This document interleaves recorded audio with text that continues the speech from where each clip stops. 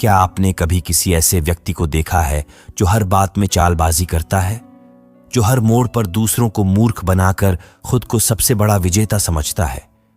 लेकिन क्या ऐसा व्यक्ति सच में जीतता है? नहीं। और इस सच्चाई को सिद्ध करता है महाभारत का सबसे चतुर लेकिन सबसे दुखद पात्र शकुनी। आज की इस कहानी में हम जानेंगे कि कैसे चालाकी से रची गई हर एक चाल अंत में उसी चालाक इंसान के लिए फंदा बन जाती है। आपका स्वागत है अजय हिंदी कहानियों में, जहां हर कहानी सिर्फ मनोरंजन नहीं बल्कि जीवन का एक गहरा संदेश भी होती है। कई लोग जीवन में सफलता पाने के लिए छोटे रास्तों की तलाश करते हैं। उन्हें लगता है कि मेहनत की जगह चालाकी से काम लिया जाए तो जल्दी ऊपर पहुंचा जा सकता है। वे दूसरों को नीचे धकेलकर खुद को ऊंचा दिखाना चाहते हैं, पर वे ये भूल जाते हैं कि जो सफलता छल से मिलती है वह कभी स्थायी नहीं होती। ऐसा जीतना एक धोखा होता है जो देर सवेर खुद को ही निगल लेता है। महाभारत में शकुनी की कहानी इसका सबसे बड़ा प्रमाण है। उसने दुर्योधन को उकसाया, कौरवों की पूरी रणनीति बनाई और छल से पांडवों को जुए में हराकर वनवास भेजा। सबको लगा वो जीत गया, लेकिन वो नहीं जानता था कि उसकी चाल ही उसके विनाश की शुरुआत थी। आज के जीवन में भी कुछ लोग शकुनी जैसे होते हैं। ऑफिस में दूसरों की बुराई कर प्रमोशन लेना चाहते हैं, दोस्ती में विश्वास तोड़कर आगे बढ़ना चाहते हैं। पर सच्चाई यह है कि छल कभी स्थायी नहीं होता और देर सबेर उसका परिणाम भुगतना ही पड़ता है। मान लीजिए एक कंपनी में एक कर्मचारी अपने साथी का प्रोजेक्ट चुराकर बॉस के सामने खुद को बेहतर साबित करता है। शायद उसे कुछ समय की तारीफ भी मिल जाए, लेकिन जैसे ही सच्चाई सामने आती है उसका भरोसा हमेशा के लिए खत्म हो जाता है। शकुनी के साथ भी कुछ ऐसा ही हुआ। उसकी चालों ने अंततः महायुद्ध का बीज बोया। लेकिन जिस तरह से श्री कृष्ण ने धर्म की राह पर अर्जुन को खड़ा किया, वैसे ही अधर्म की नींव पर बना कोई भी महल अंततः गिर ही जाता है। एक और उदाहरण देखो। एक छात्र परीक्षा में चीटिंग करता है और अच्छे नंबर पा जाता है, लेकिन जब जीवन के असली इम्तिहान आते हैं तो उसके पास न ज्ञान होता है न आत्मविश्वास। उसके नंबर काम नहीं आते, क्योंकि असली शक्ति तो ज्ञान में होती है, नकल में नहीं। महाभारत में जब शकुनी को बंदी बनाया गया और उसके परिवार को भूखा मरने दिया गया, तभी उसने छल का बीज बोया। लेकिन बदले की भावना में उसने धर्म का गला घोंट दिया और अंततः उसका अंत भी धर्मराज भीम के हाथों हुआ, न्यायपूर्ण और स्पष्ट। आज जब हम किसी से जलते हैं और उसे नीचा दिखाने की कोशिश करते हैं तो हम भूल जाते हैं कि यह आग सबसे पहले हमें ही जलाती है। शकुनी की चालों ने कौरवों को युद्ध की ओर धकेला, लेकिन उसने कभी यह नहीं सोचा कि इसका परिणाम कितना भीषण होगा। कई बार लोग सोचते हैं कि मकसद सही है तो तरीका चाहे जैसा हो चलेगा, लेकिन महाभारत सिखाता है कि गलत तरीके से पाया गया कुछ भी, चाहे वो राज्य हो या संबंध, टिकता नहीं। शकुनी की चालों से मिला साम्राज्य अंततः राख बन गया। आज के समाज में यह कहानी इसलिए महत्वपूर्ण है क्योंकि हम भी रोज ऐसे फैसले लेते हैं। अपने फायदे के लिए झूठ बोलना, दूसरों की मेहनत चुराना, दूसरों को नीचा दिखाकर आगे बढ़ना। ये सब छोटे शकुनी की निशानियां हैं जिनका अंत तय होता है। अगर हम वाकई में स्थायी सफलता चाहते हैं तो हमें श्री कृष्ण की तरह सत्य और धैर्य का मार्ग चुनना होगा, क्योंकि छल से जितना भी ऊंचा उठो एक दिन गिरना निश्चित है। और अंत में एक बात हमेशा याद रखो, जो जीत धोखे से मिलती है वो असल में हार की भूमिका होती है। एक गांव में रवि नाम का एक युवक रहता था। शुरू से ही उसका स्वभाव दूसरों से अलग था। वह पढ़ाई लिखाई में तेज नहीं था, मेहनत से भी कतराता था, लेकिन उसमें एक चीज खूब थी, चालाकी। वह हर बार कुछ न कुछ ऐसा तरीका ढूंढता जिससे बिना ज्यादा मेहनत किए वह अपना काम निकाल ले। गांव की पाठशाला में परीक्षा हो रही थी। रवि ने पढ़ाई नहीं की थी।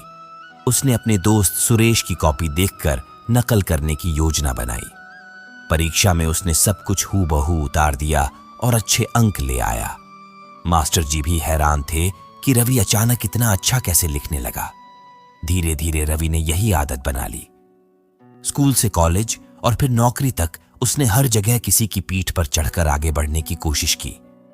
लोगों को बेवकूफ बनाना, झूठ बोलना, चालें चलना, यही उसका तरीका बन गया।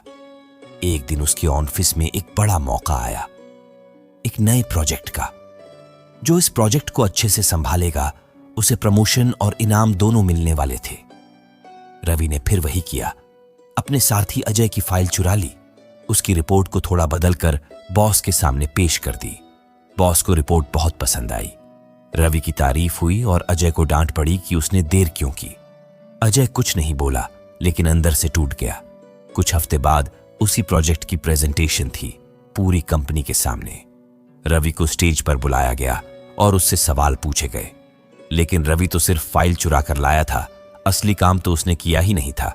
जैसे जैसे सवाल बढ़ते गए, रवि पसीने पसीने हो गया। वह एक भी जवाब ढंग से नहीं दे पाया। उसी वक्त अजय खड़ा हुआ और बोला, सर, अगर इजाजत हो तो मैं बताना चाहूंगा कि इस रिपोर्ट में असली काम क्या था और कैसे हुआ। अजय ने जैसे ही समझाना शुरू किया, सबको समझ आ गया कि सच्चा मेहनती कौन था। बॉस को सब कुछ साफ समझ में आ गया। उन्होंने रवि से रिपोर्ट की फाइल मांगी और उसमें छुपे मेटा डाटा से पता चल गया कि यह फाइल अजय की बनाई हुई थी। रवि को उसी वक्त नौकरी से निकाल दिया गया। गांव लौटकर रवि जब अपनी मां से सारी बात बताने लगा तो मां ने बस एक बात कही, बेटा, शकुनी की तरह अगर तू भी चालाकी से जीतने निकलेगा तो अंत भी उसका ही जैसा होगा। जीतने के लिए अगर रास्ता गलत है तो वो जीत नहीं, एक और हार की शुरुआत होती है। उस दिन रवि को पहली बार अपनी गलती का एहसास हुआ, लेकिन तब तक बहुत देर हो चुकी थी। अगर आप सच में आगे बढ़ना चाहते हैं तो मेहनत और ईमानदारी से बढ़ो, क्योंकि छल से मिली कोई भी सफलता अंत में आपको नीचे ही गिराएगी। दुनिया को आप कुछ समय तक धोखा दे सकते हैं, लेकिन खुद को और ऊपर वाले को नहीं। अश्वत्थामा गुरु द्रोणाचार्य का पुत्र था, एक महान ब्राह्मण योद्धा। उसमें वो सारे गुण थे जो एक श्रेष्ठ रक्षक और धर्मवीर में होते हैं। लेकिन जब समय ने उसकी परीक्षा ली तो वह अपनी भावनाओं में बह गया और गलत संगत का शिकार हो गया। महाभारत के युद्ध में जब कौरवों की हार तय हो चुकी थी, तब अश्वत्थामा के भीतर की आग शांत नहीं हुई थी। दुख, प्रतिशोध और अपमान ने उसकी सोचने की क्षमता को ढक लिया था। और तब उसने सबसे बड़ा निर्णय किया, वो निर्णय जो उसके जीवन को कलंक बना गया।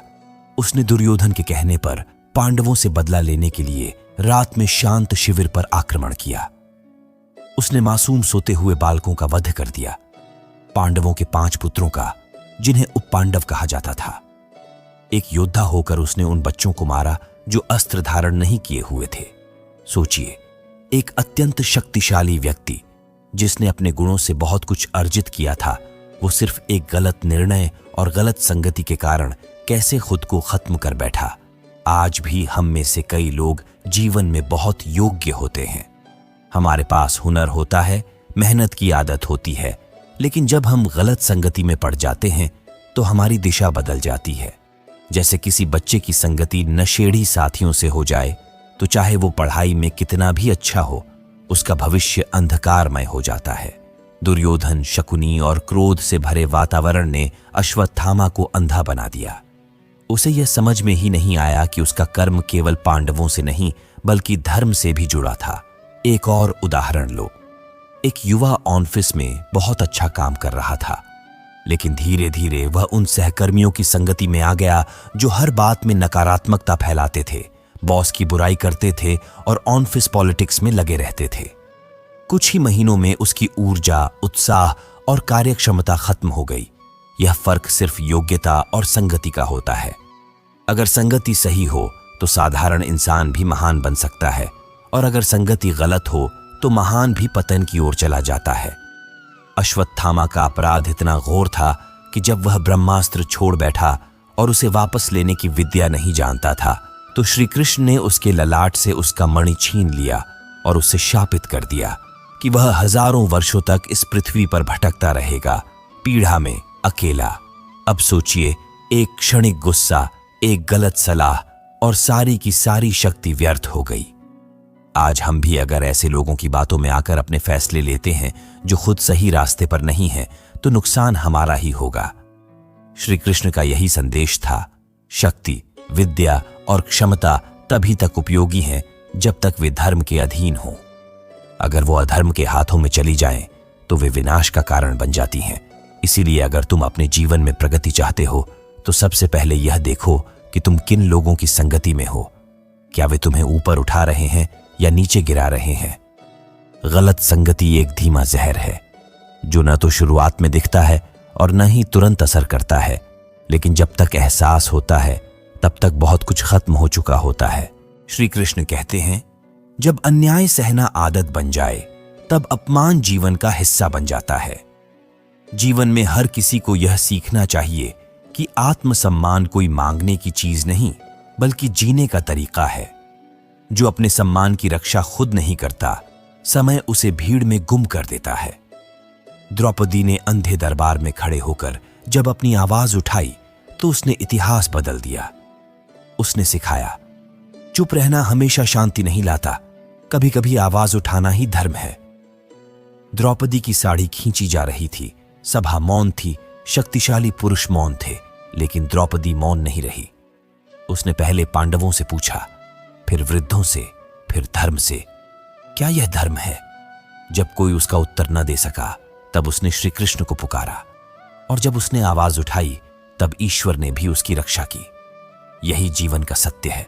जब तुम अपने आत्मसम्मान के लिए खड़े होते हो तब ब्रह्मांड भी तुम्हारे साथ खड़ा हो जाता है। आज भी समाज में ऐसे कई दरबार हैं, ऑफिस, परिवार, रिश्ते, जहां कई बार चुप रह जाना आसान लगता है, लेकिन हर बार चुप रहना आत्मा को छोड़ देता है। सोचो, अगर द्रौपदी भी उस दिन चुप रह जाती तो क्या महाभारत होता? क्या अधर्म का अंत होता? नहीं। परिवर्तन तब शुरू होता है जब कोई अन्याय के सामने खड़ा होता है और कहता है, बस अब और नहीं। एक बार की बात है, एक युवती एक प्रतिष्ठित कंपनी में काम करती थी। उसके बॉस बार बार उसका अपमान करते थे, लेकिन वह चुप रह जाती थी। एक दिन उसने साहस कर अपने अधिकार की बात रखी। उसे डर था नौकरी जाएगी, लेकिन जब उसने आत्मसम्मान से बात की तो न केवल उसकी बात सुनी गई बल्कि कंपनी की संस्कृति भी बदली। यह उदाहरण हमें सिखाता है, जब तुम अपने लिए खड़े होते हो तब औरों के लिए भी रास्ता खोलते हो। आत्मसम्मान का अर्थ घमंड नहीं है, यह स्वयं को कमतर मानने से इनकार है। महाभारत के उस दृश्य में भीष्म, द्रोण जैसे महापुरुष बैठे थे, लेकिन उन्होंने कुछ नहीं कहा, क्योंकि बुद्धि और साहस में फर्क होता है। बुद्धिमान होना काफी नहीं, सत्य के लिए खड़े होना जरूरी है। द्रौपदी ने साहस दिखाया, इसलिए वह आज भी एक प्रेरणा है। सोचो, जब तुम्हारा बच्चा कुछ गलत करे और तुम केवल रिश्ते की खातिर चुप रहो तो क्या वह सुधरेगा? नहीं। सम्मान तब नहीं मिलता जब तुम डरते हो, बल्कि तब मिलता है जब तुम प्रेम के साथ दृढ़ रहते हो। जो रिश्ते तुम्हारे आत्मसम्मान को चोट पहुंचाते हैं, उनसे संवाद करना जरूरी है, नहीं तो वो तुम्हारे मौन को स्वीकृति समझ लेते हैं। एक और उदाहरण देखो। अर्जुन जब युद्ध से भागना चाहता था तब श्री कृष्ण ने कहा, अपने कर्तव्य से भागना तुम्हें सिर्फ कमजोर बनाएगा। आत्मसम्मान तब भी जरूरी है जब सामने अपने खड़े हों। अर्जुन को अपने भीतर की आवाज सुननी पड़ी, और यही आवाज उसे योद्धा से विजेता बना गई। जीवन में कई बार लोग कहेंगे, सब्र करो, समझौता करो, लेकिन अगर यह सब्र तुम्हारे आत्मसम्मान को मार रहा है तो वह क्षमा नहीं, पलायन है। श्री कृष्ण ने कभी भी अधर्म के साथ समझौता नहीं किया। उन्होंने युद्ध चुना, क्योंकि युद्ध तब जरूरी होता है जब मौन से धर्म की हार होती है, जब किसी की हंसी उड़ाई जाती है, जब किसी की कोशिशों को नजरअंदाज किया जाता है, जब कोई बार बार अपमानित होता है, तब आवाज उठाना ही साहस है। आत्मसम्मान सिर्फ खुद के लिए नहीं होता, वह उन सब के लिए होता है जो तुमसे प्रेरणा लेते हैं। एक मजबूत इंसान जब बोलता है तब कई कमजोरों को ताकत मिलती है। एक समय की बात है, एक शिक्षक को उसके साथी शिक्षक हमेशा नीचा दिखाते थे। वह चुप रहता, सोचता, समय खुद जवाब देगा।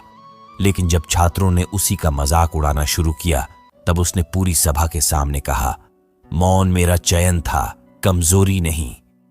उस दिन के बाद नजरिया बदल गया। सत्य जब आत्मविश्वास से बोले तो दुनिया सुनती है। महाभारत में सिर्फ अस्त्र शस्त्र की बात नहीं थी, वह युद्ध विचारों का भी था, आत्मसम्मान और अधीनता के बीच। और इस युद्ध में द्रौपदी की आवाज ने सबसे बड़ी भूमिका निभाई।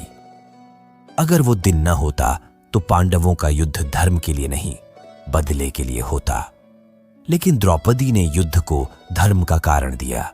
अपने जीवन में सोचो, क्या तुम हर बार चुप रहते हो? क्या तुमने कभी सिर्फ इसलिए सह लिया क्योंकि तुम टकराव से डरते थे? याद रखो, टकराव बुरा नहीं होता जब वह आत्मा की रक्षा के लिए हो। हर बार चुप रहना आत्मसंवेदना की हत्या है। श्री कृष्ण कहते हैं, जो स्वयं को नहीं पहचानता वह इस संसार में खो जाता है। आत्मसम्मान आत्मज्ञान से आता है। जब तुम अपने मूल्य को पहचानते हो तब कोई भी तुम्हें कम नहीं आंक सकता। इसीलिए हमेशा याद रखो, चुप रहना विकल्प हो सकता है, लेकिन सत्य के लिए बोलना धर्म है। जब जीवन में कुछ खोता है तो हमें लगता है कि यह सिर्फ एक संयोग है, परंतु श्री कृष्ण कहते हैं, हर घटना एक कारण से होती है। चाहे कोई व्यक्ति दूर चला जाए, कोई अवसर हाथ से निकल जाए, उसमें ईश्वर का कोई संकेत छुपा होता है।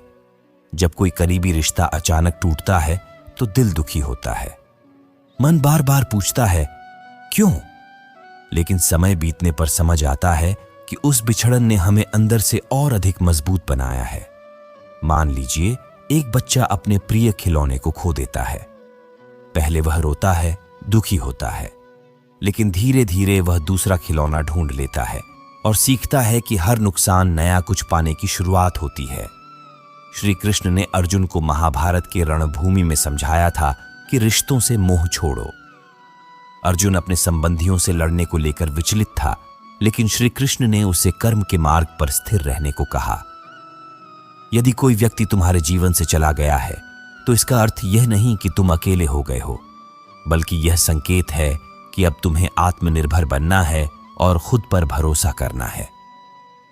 एक समय आता है जब अवसर हमारे सामने से फिसल जाते हैं, लेकिन वही क्षण हमें यह सिखाते हैं कि अभी कुछ और बड़ा और श्रेष्ठ हमारी राह देख रहा है। जैसे एक पक्षी तब तक उड़ता नहीं जब तक हवा का झोंका उसे घोंसले से बाहर नहीं निकालता, वैसे ही हम भी अपनी सीमाओं से तभी बाहर निकलते हैं जब जीवन हमें मजबूर करता है। अगर कोई रिश्ता तुम्हारे जीवन से छूट गया है तो यह सोचो कि उस रिश्ते ने तुम्हें क्या सिखाया और क्या अनुभव देकर गया।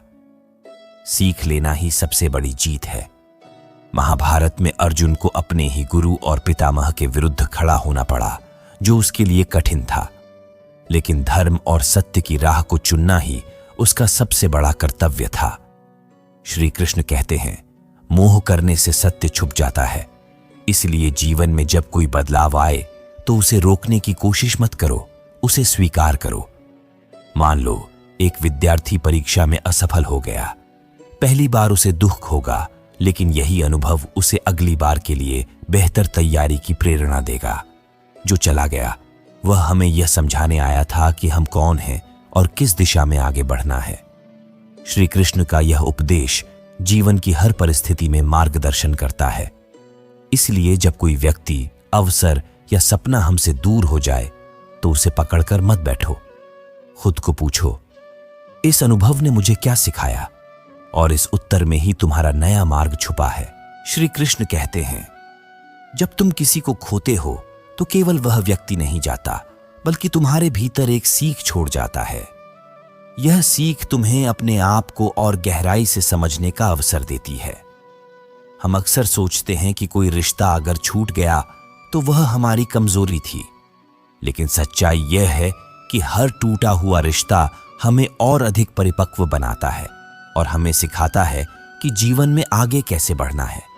कल्पना करो कि कोई नाविक है जो एक ही दिशा में चलती हवाओं का इंतजार करता रहे, तो क्या वह कभी अपनी मंजिल तक पहुंचेगा? नहीं, उसे हर प्रकार की हवा में दिशा बदलना सीखना होगा। ठीक वैसे ही हमें भी हर परिस्थिति को अपनाना आना चाहिए।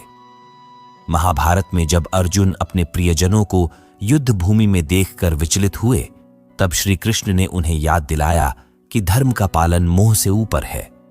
तुम्हारा कर्तव्य तुम्हारी भावना से बड़ा होता है। जब कोई तुम्हारी जिंदगी से चला जाता है तो यह सोचने की जरूरत नहीं कि वह तुम्हें क्यों छोड़ गया, बल्कि यह सोचो कि वह तुम्हें क्या सिखा गया। यही सोच तुम्हें नए जीवन की ओर ले जाएगी। हर अवसर जो खो जाता है वह तुम्हारे लिए एक संकेत होता है कि तुम्हें कहीं और जाना है। जब एक रास्ता बंद होता है तभी दूसरा खुलता है। बस तुम्हें उसे देखने की दृष्टि चाहिए। जैसे बारिश के बिना बीज अंकुरित नहीं हो सकता, वैसे ही जीवन में कुछ तकलीफें जरूरी होती हैं ताकि हमारा आंतरिक विकास हो सके। हर कठिनाई हमें निखारने आती है। मान लो एक विद्यार्थी प्रतियोगिता में सफल नहीं हो पाया, लेकिन वह अनुभव उसे आत्मनिरीक्षण का मौका देगा, अपनी कमियों को पहचानने का अवसर देगा। यही असफलता उसे सफलता की ओर ले जाएगी।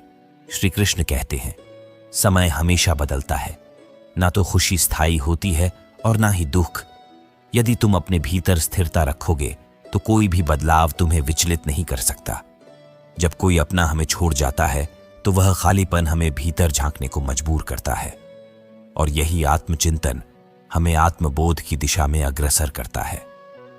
एक पुरानी बात है, एक लोहार जब तलवार बनाता है तो वह लोहे को बार बार आग में डालता है, पीटता है।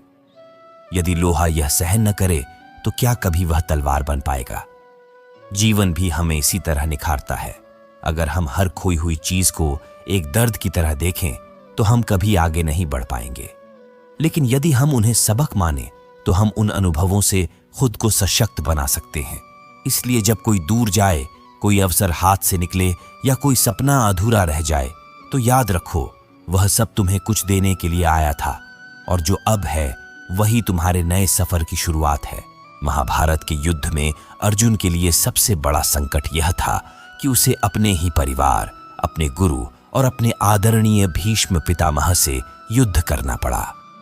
अर्जुन का मन विचलित हो गया था।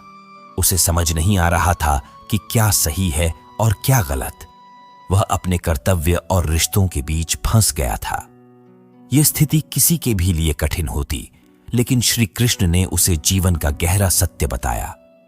श्री कृष्ण ने अर्जुन को समझाया कि जीवन में सत्य का साथ देना ही धर्म है, चाहे सामने कोई भी खड़ा हो।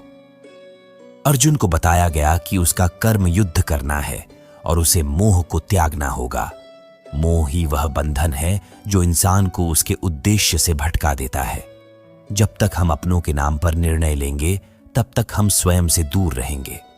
सोचो, अगर एक डॉक्टर को अपने ही प्रियजन का ऑपरेशन करना पड़े तो वह क्या करेगा? अगर वह भावनाओं में बह गया तो शायद जीवन नहीं बचा पाएगा, लेकिन अगर वह अपने कर्तव्य को प्राथमिकता दे तो वह अपने प्रिय को बचा सकता है।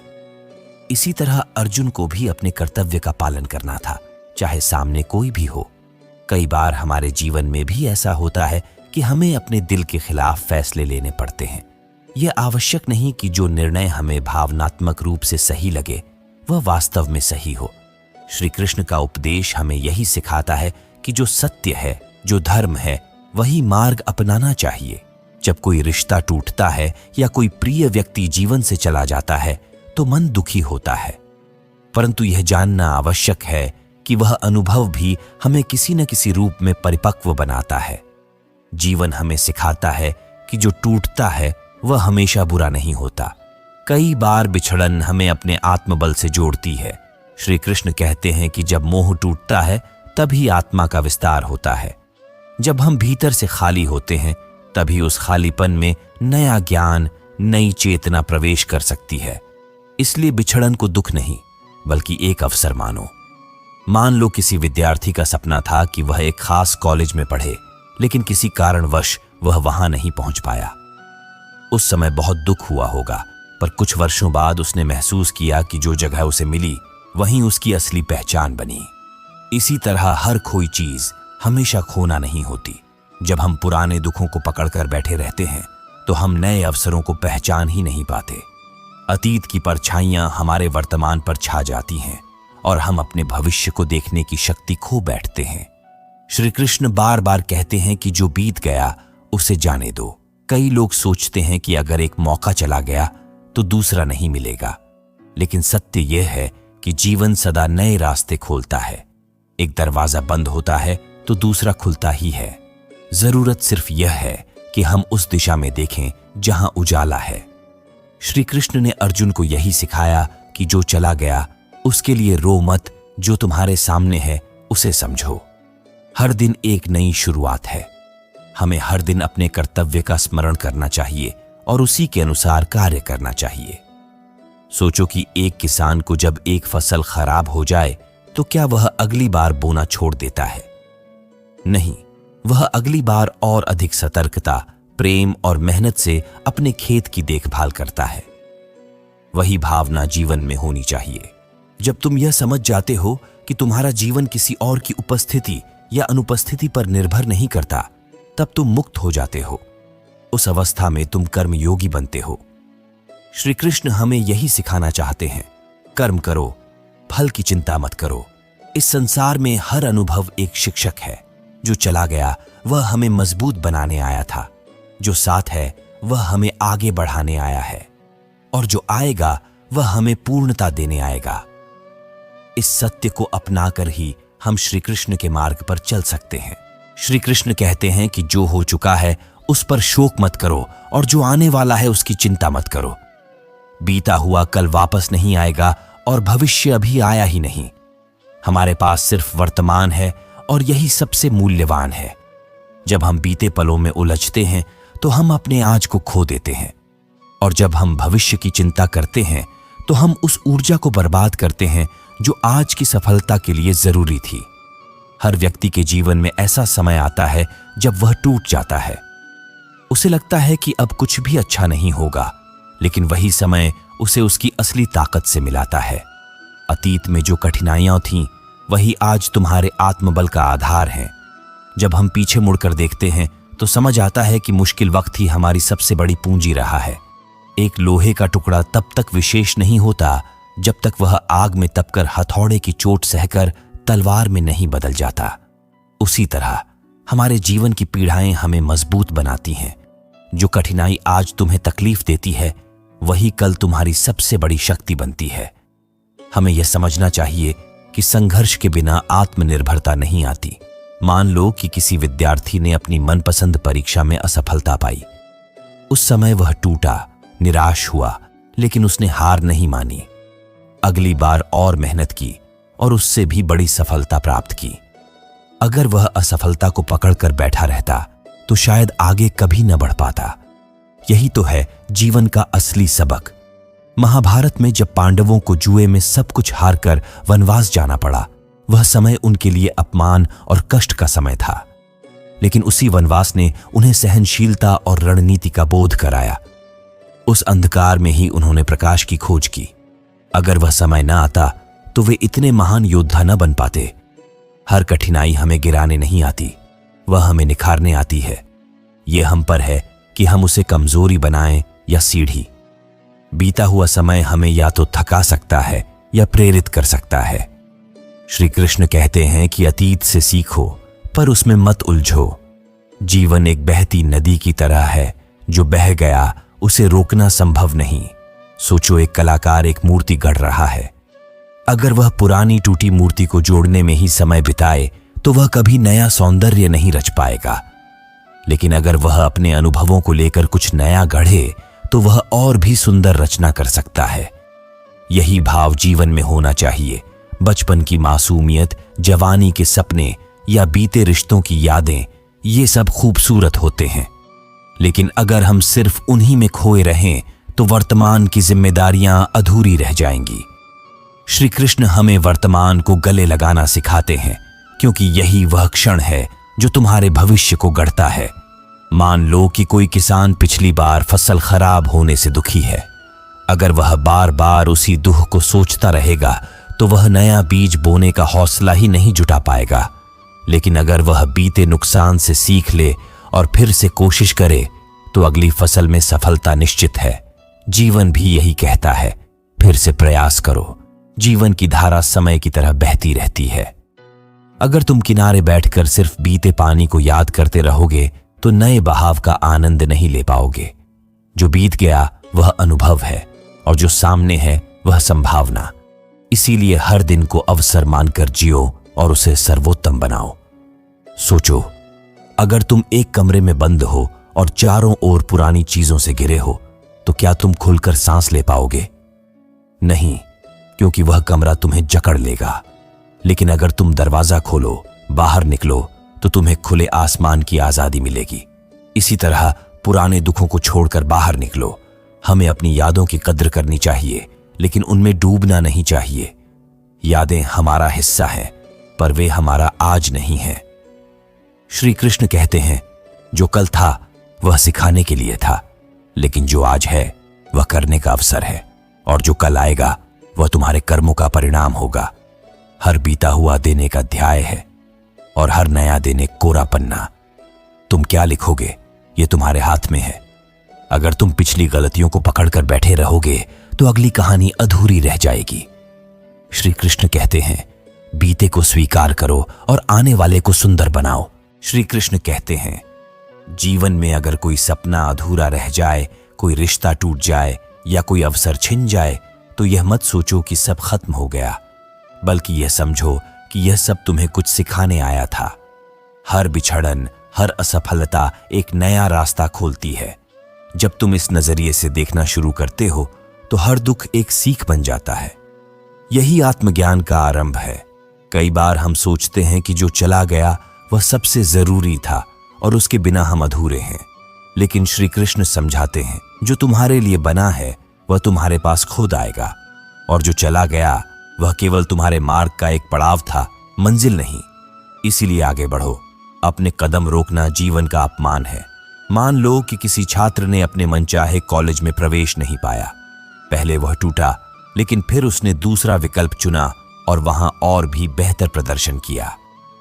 समय के साथ उसने जाना कि असली मूल्य उसकी मेहनत और नीयत में है, न कि किसी नाम में। यही उदाहरण दिखाता है कि हर असफलता एक दिशा बदल सकती है, लेकिन प्रगति रोकती नहीं। महाभारत में अर्जुन को अपने ही संबंधियों के खिलाफ युद्ध करना पड़ा। वह विचलित हो गया, लेकिन श्री कृष्ण ने उसे समझाया, यह सब कर्म का पथ है, तुम्हें भावनाओं के जाल में नहीं फंसना है। जब हम धर्म के लिए लड़ते हैं तो हमें कई बार प्रिय चीजों को भी त्यागना पड़ता है। यही जीवन का गूढ़ सत्य है। कई बार हमें लगता है कि अगर समय वहीं रुक जाता तो जीवन सुंदर रहता, लेकिन समय किसी के लिए नहीं रुकता। जैसे सूर्य कभी एक ही स्थान पर नहीं रुकता, वैसे ही जीवन भी चलायमान है। जो बीत गया वह स्मृति बनकर रह जाता है, और जो सामने है वही तुम्हारा कर्मक्षेत्र है। उसी में सफलता का बीज छुपा होता है। सोचो कि कोई बच्चा अपने टूटे हुए खिलौने के लिए दिन रात रोता है। वह यह नहीं देखता कि उसके पास अभी भी खेलने को बहुत कुछ है। अगर वह पुराने के पीछे पड़ा रहेगा तो नए का आनंद कैसे ले पाएगा। हम भी जब बीते रिश्तों, बीते अवसरों को पकड़कर बैठते हैं तो वर्तमान को गंवा बैठते हैं। श्री कृष्ण यह नहीं कहते कि दुख को नजरअंदाज करो। वे कहते हैं, दुख को समझो, उससे सीखो और फिर उसे जाने दो। आत्मा का स्वभाव ही शांति है। जब हम बाहरी घटनाओं से अपने भीतर को जोड़ लेते हैं तभी पीड़ा जन्म लेती है, लेकिन जब हम इस दूरी को समझ लेते हैं तो मन स्थिर हो जाता है। हर नया दिन तुम्हें यह अवसर देता है कि तुम अपना नया रूप चुनो। क्या तुम अपने कल के बोझ के साथ जीना चाहते हो या आज की संभावनाओं को पकड़ना चाहते हो? यह चुनाव तुम्हारा है। श्री कृष्ण यही सिखाते हैं, जो हुआ उसे स्वीकारो और जो हो सकता है उस पर विश्वास करो। यही कर्म का मर्म है। मान लो किसी ने व्यापार में बड़ा नुकसान उठाया। उसने कुछ समय रोया, लेकिन फिर उठकर नए विचारों के साथ काम शुरू किया। कुछ ही वर्षों में वही व्यक्ति फिर से सफल हुआ। उसने अपने अनुभवों को सीख बनाया, हार को मार्गदर्शक। यही श्री कृष्ण का संदेश है। कर्म करो, फल की चिंता मत करो। जीवन में सबसे बड़ा भय है खोने का डर, लेकिन श्री कृष्ण कहते हैं, जो चला गया वह तुम्हारे आत्मविकास का कारण बनता है, और जो मिला है वह तुम्हारी स्थिरता की परीक्षा लेता है। इसलिए ना ज्यादा दुखी हो, ना ज्यादा अहंकारी। संतुलन ही सच्चा योग है। यदि हम बार बार यह सोचें कि क्यों हुआ, मेरे साथ ही क्यों, तो हम पीड़ित बन जाते हैं। लेकिन जब हम पूछते हैं, इससे मुझे क्या सीखना है, तब हम साधक बनते हैं। यही दृष्टिकोण तुम्हें बंधन से मुक्त करता है। श्री कृष्ण के वचनों में यही सार है। दृष्टिकोण बदलो, जीवन बदल जाएगा। हर रिश्ता जो छूट गया वह कोई गलती नहीं थी, वह केवल एक सीख थी कि तुम किस पर विश्वास कर सकते हो और किससे दूरी रखनी चाहिए। यही परख आने वाले रिश्तों को सुंदर बनाती है। श्री कृष्ण कहते हैं, मोह छोड़ो, क्योंकि मोह ही अज्ञान का पहला कारण है। याद रखो, कोई भी पीड़ा स्थायी नहीं है और कोई भी उपलब्धि अंतिम नहीं है। जब तुम यह समझ जाते हो तब तुम हर परिस्थिति में शांत रहना सीखते हो। यही वह स्थिति है जहां आत्मा को उसका असली स्वरूप मिलता है, नित्य मुक्त, शुद्ध और आनंदमय। श्री कृष्ण कहते हैं, जीवन में हर चीज तुम्हारी इच्छा से नहीं बल्कि तुम्हारे कर्म और समय के अनुसार मिलती है। तुम जो चाहते हो वह हर बार नहीं मिलेगा, लेकिन जो तुम्हारे लिए श्रेष्ठ है वह निश्चित रूप से मिलेगा। जरूरी है कि तुम धैर्य रखो और अपने कर्म करते रहो। यही जीवन की सच्ची समझ है। कई बार हम सोचते हैं कि हमने इतनी मेहनत की फिर भी फल क्यों नहीं मिला, लेकिन श्री कृष्ण समझाते हैं कि भगवान सबकी सुनते हैं, बस उनका समय और योजना हम नहीं समझ पाते। इसीलिए अधीर मत बनो, बल्कि अपने कर्म को पूजा की तरह करते रहो। परिणाम अपने समय पर अवश्य मिलेगा। मान लो एक बच्चा हर समय मिठाई मांगता है। माता पिता जानते हैं कि अगर उसे हर बार मिठाई दी जाए तो वह बीमार हो जाएगा, इसलिए वे सही समय पर उसे मिठाई देते हैं। ठीक वैसे ही भगवान भी हमें वही चीज तब देते हैं जब हम उसके योग्य होते हैं, इससे पहले नहीं। कभी कभी जीवन हमें इंतजार कराता है ताकि हम भीतर से तैयार हो सकें। अगर हम बिना तैयारी के कोई बड़ी जिम्मेदारी पा लें तो वह वरदान नहीं बल्कि बोझ बन जाती है। सफलता और प्रेम दोनों तभी फलते हैं जब हम मानसिक रूप से उन्हें ग्रहण करने के योग्य हो जाते हैं। महाभारत में अर्जुन को भी युद्ध की अनुमति तुरंत नहीं मिली। श्री कृष्ण ने उसे पहले आत्मज्ञान दिया, फिर कर्म का महत्व समझाया। जब अर्जुन पूरी तरह से तैयार हो गया तभी उसने युद्ध किया। यही संकेत है, सही समय पर सही कर्म और सही मार्गदर्शन मिलना तय होता है। सोचो, कोई किसान खेत में बीज बोता है। वह जानता है कि फसल तुरंत नहीं आएगी, उसे इंतजार करना होगा, समय पर सिंचाई करनी होगी, सूरज की रोशनी और वर्षा की प्रतीक्षा करनी होगी। अगर वह अधीर हो जाए तो वह फसल नष्ट कर सकता है। धैर्य ही फसल का असली साथी है। श्री कृष्ण कहते हैं, अगर तुम्हारे जीवन में कोई चीज देर से आ रही है तो इसका अर्थ यह नहीं कि वह नहीं आएगी। इसका मतलब सिर्फ यह है कि वह तुम्हारे लिए तैयार हो रही है और तुम्हें उसके लिए। समय दोनों को एक दूसरे के योग्य बना रहा है। कभी कभी लोग सोचते हैं कि अगर यह अवसर हाथ से निकल गया तो अब कुछ नहीं मिलेगा, लेकिन जो अवसर जाता है वह हमेशा कुछ नया लाता है।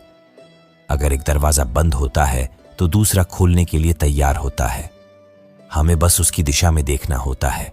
एक उदाहरण लो, एक युवा बार बार नौकरी के इंटरव्यू में असफल होता रहा। उसने सोचा शायद किस्मत उसका साथ नहीं दे रही, लेकिन फिर वह अपने कौशल में सुधार करता रहा, अभ्यास करता रहा और अंत में उसे वह नौकरी मिली जिसके लिए वह सचमुच योग्य था। यह समय की परिपक्वता थी। श्री कृष्ण हमें यह भी सिखाते हैं कि जो देर से मिलता है वह अधिक स्थायी होता है। जल्द मिलने वाले फल कभी कभी कच्चे होते हैं और टिकते नहीं। इसलिए जब भी जीवन किसी चीज को रोक रहा हो, समझो कि वह तुम्हें कुछ और बेहतर देने की तैयारी में है। हम अक्सर कहते हैं, मैंने तो पूरी मेहनत की थी, फिर भी वह चीज क्यों नहीं मिली? लेकिन यह प्रश्न ही गलत है। हमें पूछना चाहिए, क्या मैं उस चीज के लिए तैयार था? क्योंकि भगवान वही देते हैं जो हमें आगे ले जाए, न कि जो हमें रोक दे। श्री कृष्ण कहते हैं, कर्म करते रहो, फल की चिंता मत करो, क्योंकि तुम्हारा काम केवल कर्म करना है, फल देना मेरा कार्य है। जब तुम यह समझ लेते हो तो जीवन से भय और अधीरता खुद ही दूर हो जाती है। तुम शांत हो जाते हो। याद रखो, समय एक महान शिक्षक है। वह हमें सिखाता है कि अधीरता से केवल दुख मिलता है और धैर्य से फल। जो आज तुम्हें नहीं मिला वह कल तुम्हारा हो सकता है, अगर तुम विश्वास और समर्पण से डटे रहो। यही श्री कृष्ण का उपदेश है।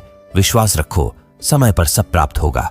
श्री कृष्ण कहते हैं, यदि तुम अपने भीतर की शक्ति को नहीं पहचानते तो तुम दुनिया के भ्रम में खो जाओगे। आत्मा अजर है, अमर है और कभी भी नष्ट नहीं होती। लेकिन जब तुम अपने आप को सिर्फ शरीर समझने लगते हो तब दुख तुम्हें जकड़ लेता है। जीवन की सबसे बड़ी जीत तब होती है जब तुम खुद को समझ लेते हो। लोग क्या कहेंगे, दुनिया क्या सोचेगी, इन सब की चिंता छोड़ दो। जब तक तुम खुद से जुड़े नहीं रहोगे तब तक तुम्हें कभी सच्ची शांति नहीं मिलेगी। सोचो, एक सूरज हर दिन निकलता है, चाहे कोई उसकी तरफ देखे या न देखे। वह अपनी रोशनी देना बंद नहीं करता। उसी तरह तुम्हें भी अपनी आभा को बनाए रखना है, चाहे कोई उसकी कद्र करे या नहीं। आत्मा का प्रकाश कभी बुझता नहीं। महाभारत में भीष्म पितामह जब बाणों की शैया पर लेटे थे, तब भी उन्होंने अपनी आत्मा की शक्ति को पहचाना। उन्होंने मृत्यु पर भी विजय पाई, क्योंकि उनका ध्यान आत्मा पर था, शरीर पर नहीं। यही आत्मज्ञान हर पीड़ा को पार करवा सकता है। अगर तुम बार बार इस सोच में रहोगे कि कौन साथ है और कौन नहीं, तो तुम अपनी शक्ति को भूल जाओगे। जो तुम्हारे साथ है वह सच्चे प्रेम से रहेगा, और जो चला गया वह कभी तुम्हारा था ही नहीं। आत्मा को किसी के साथ या बिना जीना आता है। एक उदाहरण लो, अगर किसी का फोन खो जाए तो वह परेशान हो जाता है, लेकिन अगर उसे यह याद हो कि उसने बैकअप रखा है तो वह फिर से डेटा पा सकता है। आत्मा भी ऐसा ही बैकअप है। सब कुछ चला जाए पर आत्मा तुम्हारे साथ रहती है। श्री कृष्ण कहते हैं, दूसरों की अपेक्षाओं में खुद को मत खो। अगर तुम खुद की सोच, खुद की पहचान पर केंद्रित रहो तो तुम्हें किसी के शब्दों से फर्क नहीं पड़ेगा। आत्मा स्थिर होती है और स्थिरता ही तुम्हारी सबसे बड़ी ताकत है। कई बार हम सोचते हैं कि अगर कोई व्यक्ति हमें छोड़ गया तो हम अधूरे हो गए, लेकिन सच्चाई यह है कि आत्मा कभी अधूरी नहीं होती, वह पूर्ण है। और जब तुम अपनी पूर्णता को महसूस करने लगते हो, तभी जीवन में स्थायी सुख आता है। मान लो एक दीपक है जो अंधेरे कमरे में जल रहा है। अगर कोई आए और कहे कि यह रोशनी कम है, तो क्या दीपक बुझ जाएगा? नहीं, वह जलता रहेगा। उसी तरह तुम्हारी आत्मा को भी दूसरों की राय से प्रभावित नहीं होना चाहिए। श्री कृष्ण हमें सिखाते हैं, जब तुम अपने भीतर के सत्य को जान लेते हो, तब बाहर की अस्थिरता तुम्हें नहीं हिला पाती। आत्मा की पहचान एक बार हो जाए तो कोई भी परिस्थिति तुम्हारे आत्मविश्वास को डिगा नहीं सकती। जो आत्मा को जानता है वह जानता है कि हर अनुभव केवल एक यात्रा का हिस्सा है। सुख दुख, मिलन बिछड़न, ये सब केवल शरीर के अनुभव हैं। आत्मा तो बस देखती है, सीखती है और आगे बढ़ती है। महाभारत में युधिष्ठिर ने भी यही आत्मज्ञान पाया। जब सब कुछ हार चुके थे, तब भी उन्होंने धर्म नहीं छोड़ा। उन्होंने कहा, मुझसे सब कुछ छीन लो, लेकिन मेरी आत्मा का धर्म मैं नहीं छोड़ूंगा। यही आत्मबल ही उन्हें फिर से राजा बनाता है। इसलिए श्री कृष्ण का संदेश है, स्वयं को जानो, आत्मा की ओर लौटो। जीवन में जो कुछ भी छिन जाए वह दोबारा पाया जा सकता है, लेकिन अगर तुम अपनी आत्मा से कट जाओगे तो तुम सबसे मूल्यवान चीज खो दोगे, अपनी शांति। परिवर्तन इस संसार की सबसे निश्चित सच्चाई है।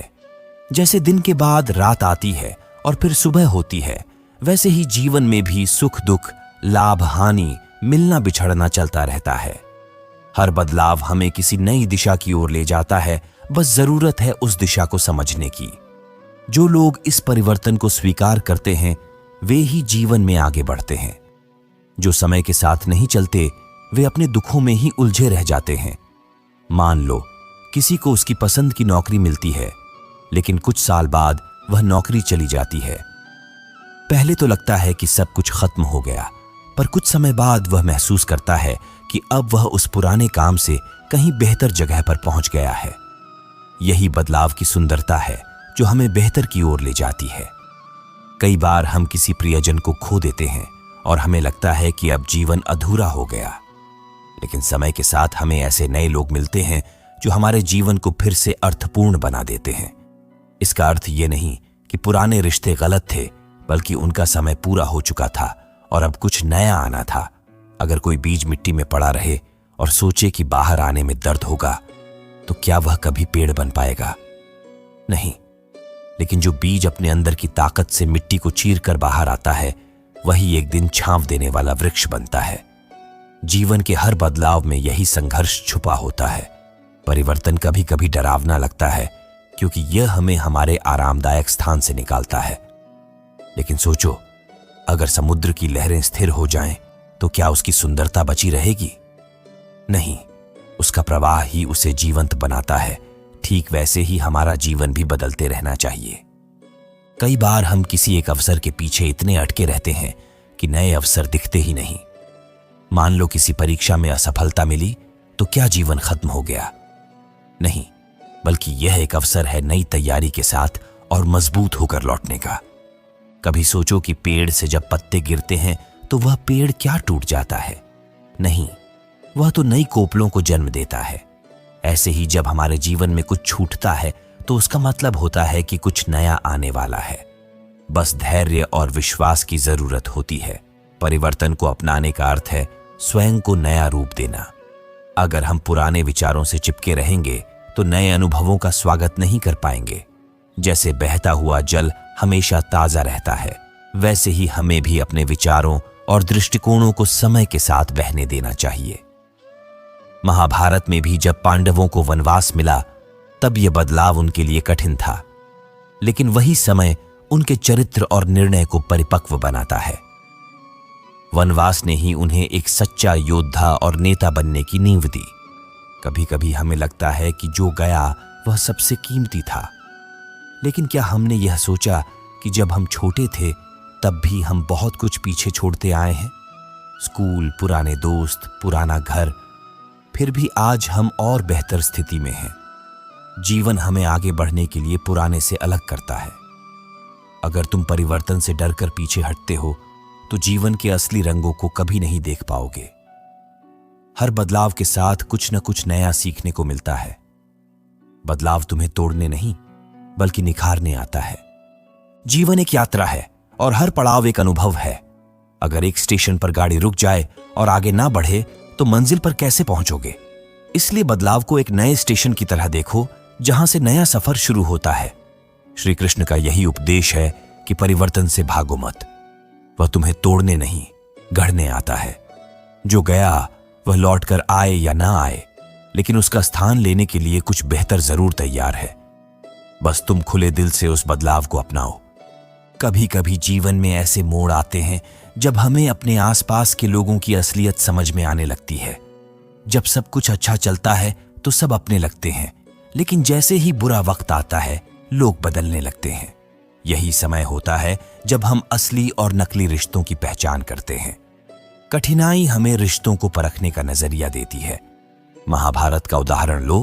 पांडव जब अपने वैभव में थे तब बहुत लोग उनके मित्र बन गए थे, लेकिन जब उन्हें जुए में सब कुछ हार कर वनवास जाना पड़ा तो वही लोग धीरे धीरे किनारा करने लगे। यह समय उनके लिए बहुत कठिन था, लेकिन इसी ने उन्हें सिखाया कि कौन उनके साथ सच्चा है और कौन स्वार्थ के लिए। श्री कृष्ण ने हमेशा पांडवों का साथ निभाया, चाहे हालात कैसे भी रहे हों। वे उन थोड़े लोगों में से थे जो कठिन समय में भी साथ खड़े रहे। यही एक सच्चे रिश्ते की पहचान होती है, जो हर परिस्थिति में साथ दे। जो केवल अच्छे वक्त में तुम्हारे साथ हों, वे सच्चे नहीं होते। उदाहरण के तौर पर सोचो कि तुम्हारे जीवन में एक ऐसा दोस्त है जो हर खुशी में तुम्हारे साथ रहता है, लेकिन जैसे ही कोई मुसीबत आती है वह गायब हो जाता है। अब एक और दोस्त है जो तुम्हारे दुख में तुम्हारे पास आकर तुम्हें हौसला देता है। सोचो कौन सच्चा है। इसी तरह जीवन में जब हम तकलीफों से गुजरते हैं तभी हमें यह समझ आता है कि किन पर भरोसा करना चाहिए। अगर कोई हमें छोड़कर चला जाए तो इसका मतलब यह नहीं कि हम कमजोर हैं, बल्कि इसका मतलब है कि वह हमारी यात्रा का हिस्सा नहीं था।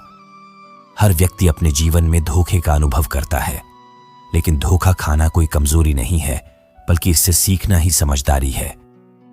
अगर किसी ने तुम्हें छल किया तो यह मत सोचो कि तुम गलत थे, बल्कि यह सोचो कि वह तुम्हारी परीक्षा थी। उदाहरण लो, अगर एक व्यापारी एक बार किसी साझेदार से धोखा खा जाए तो वह अगली बार बहुत सतर्क हो जाता है।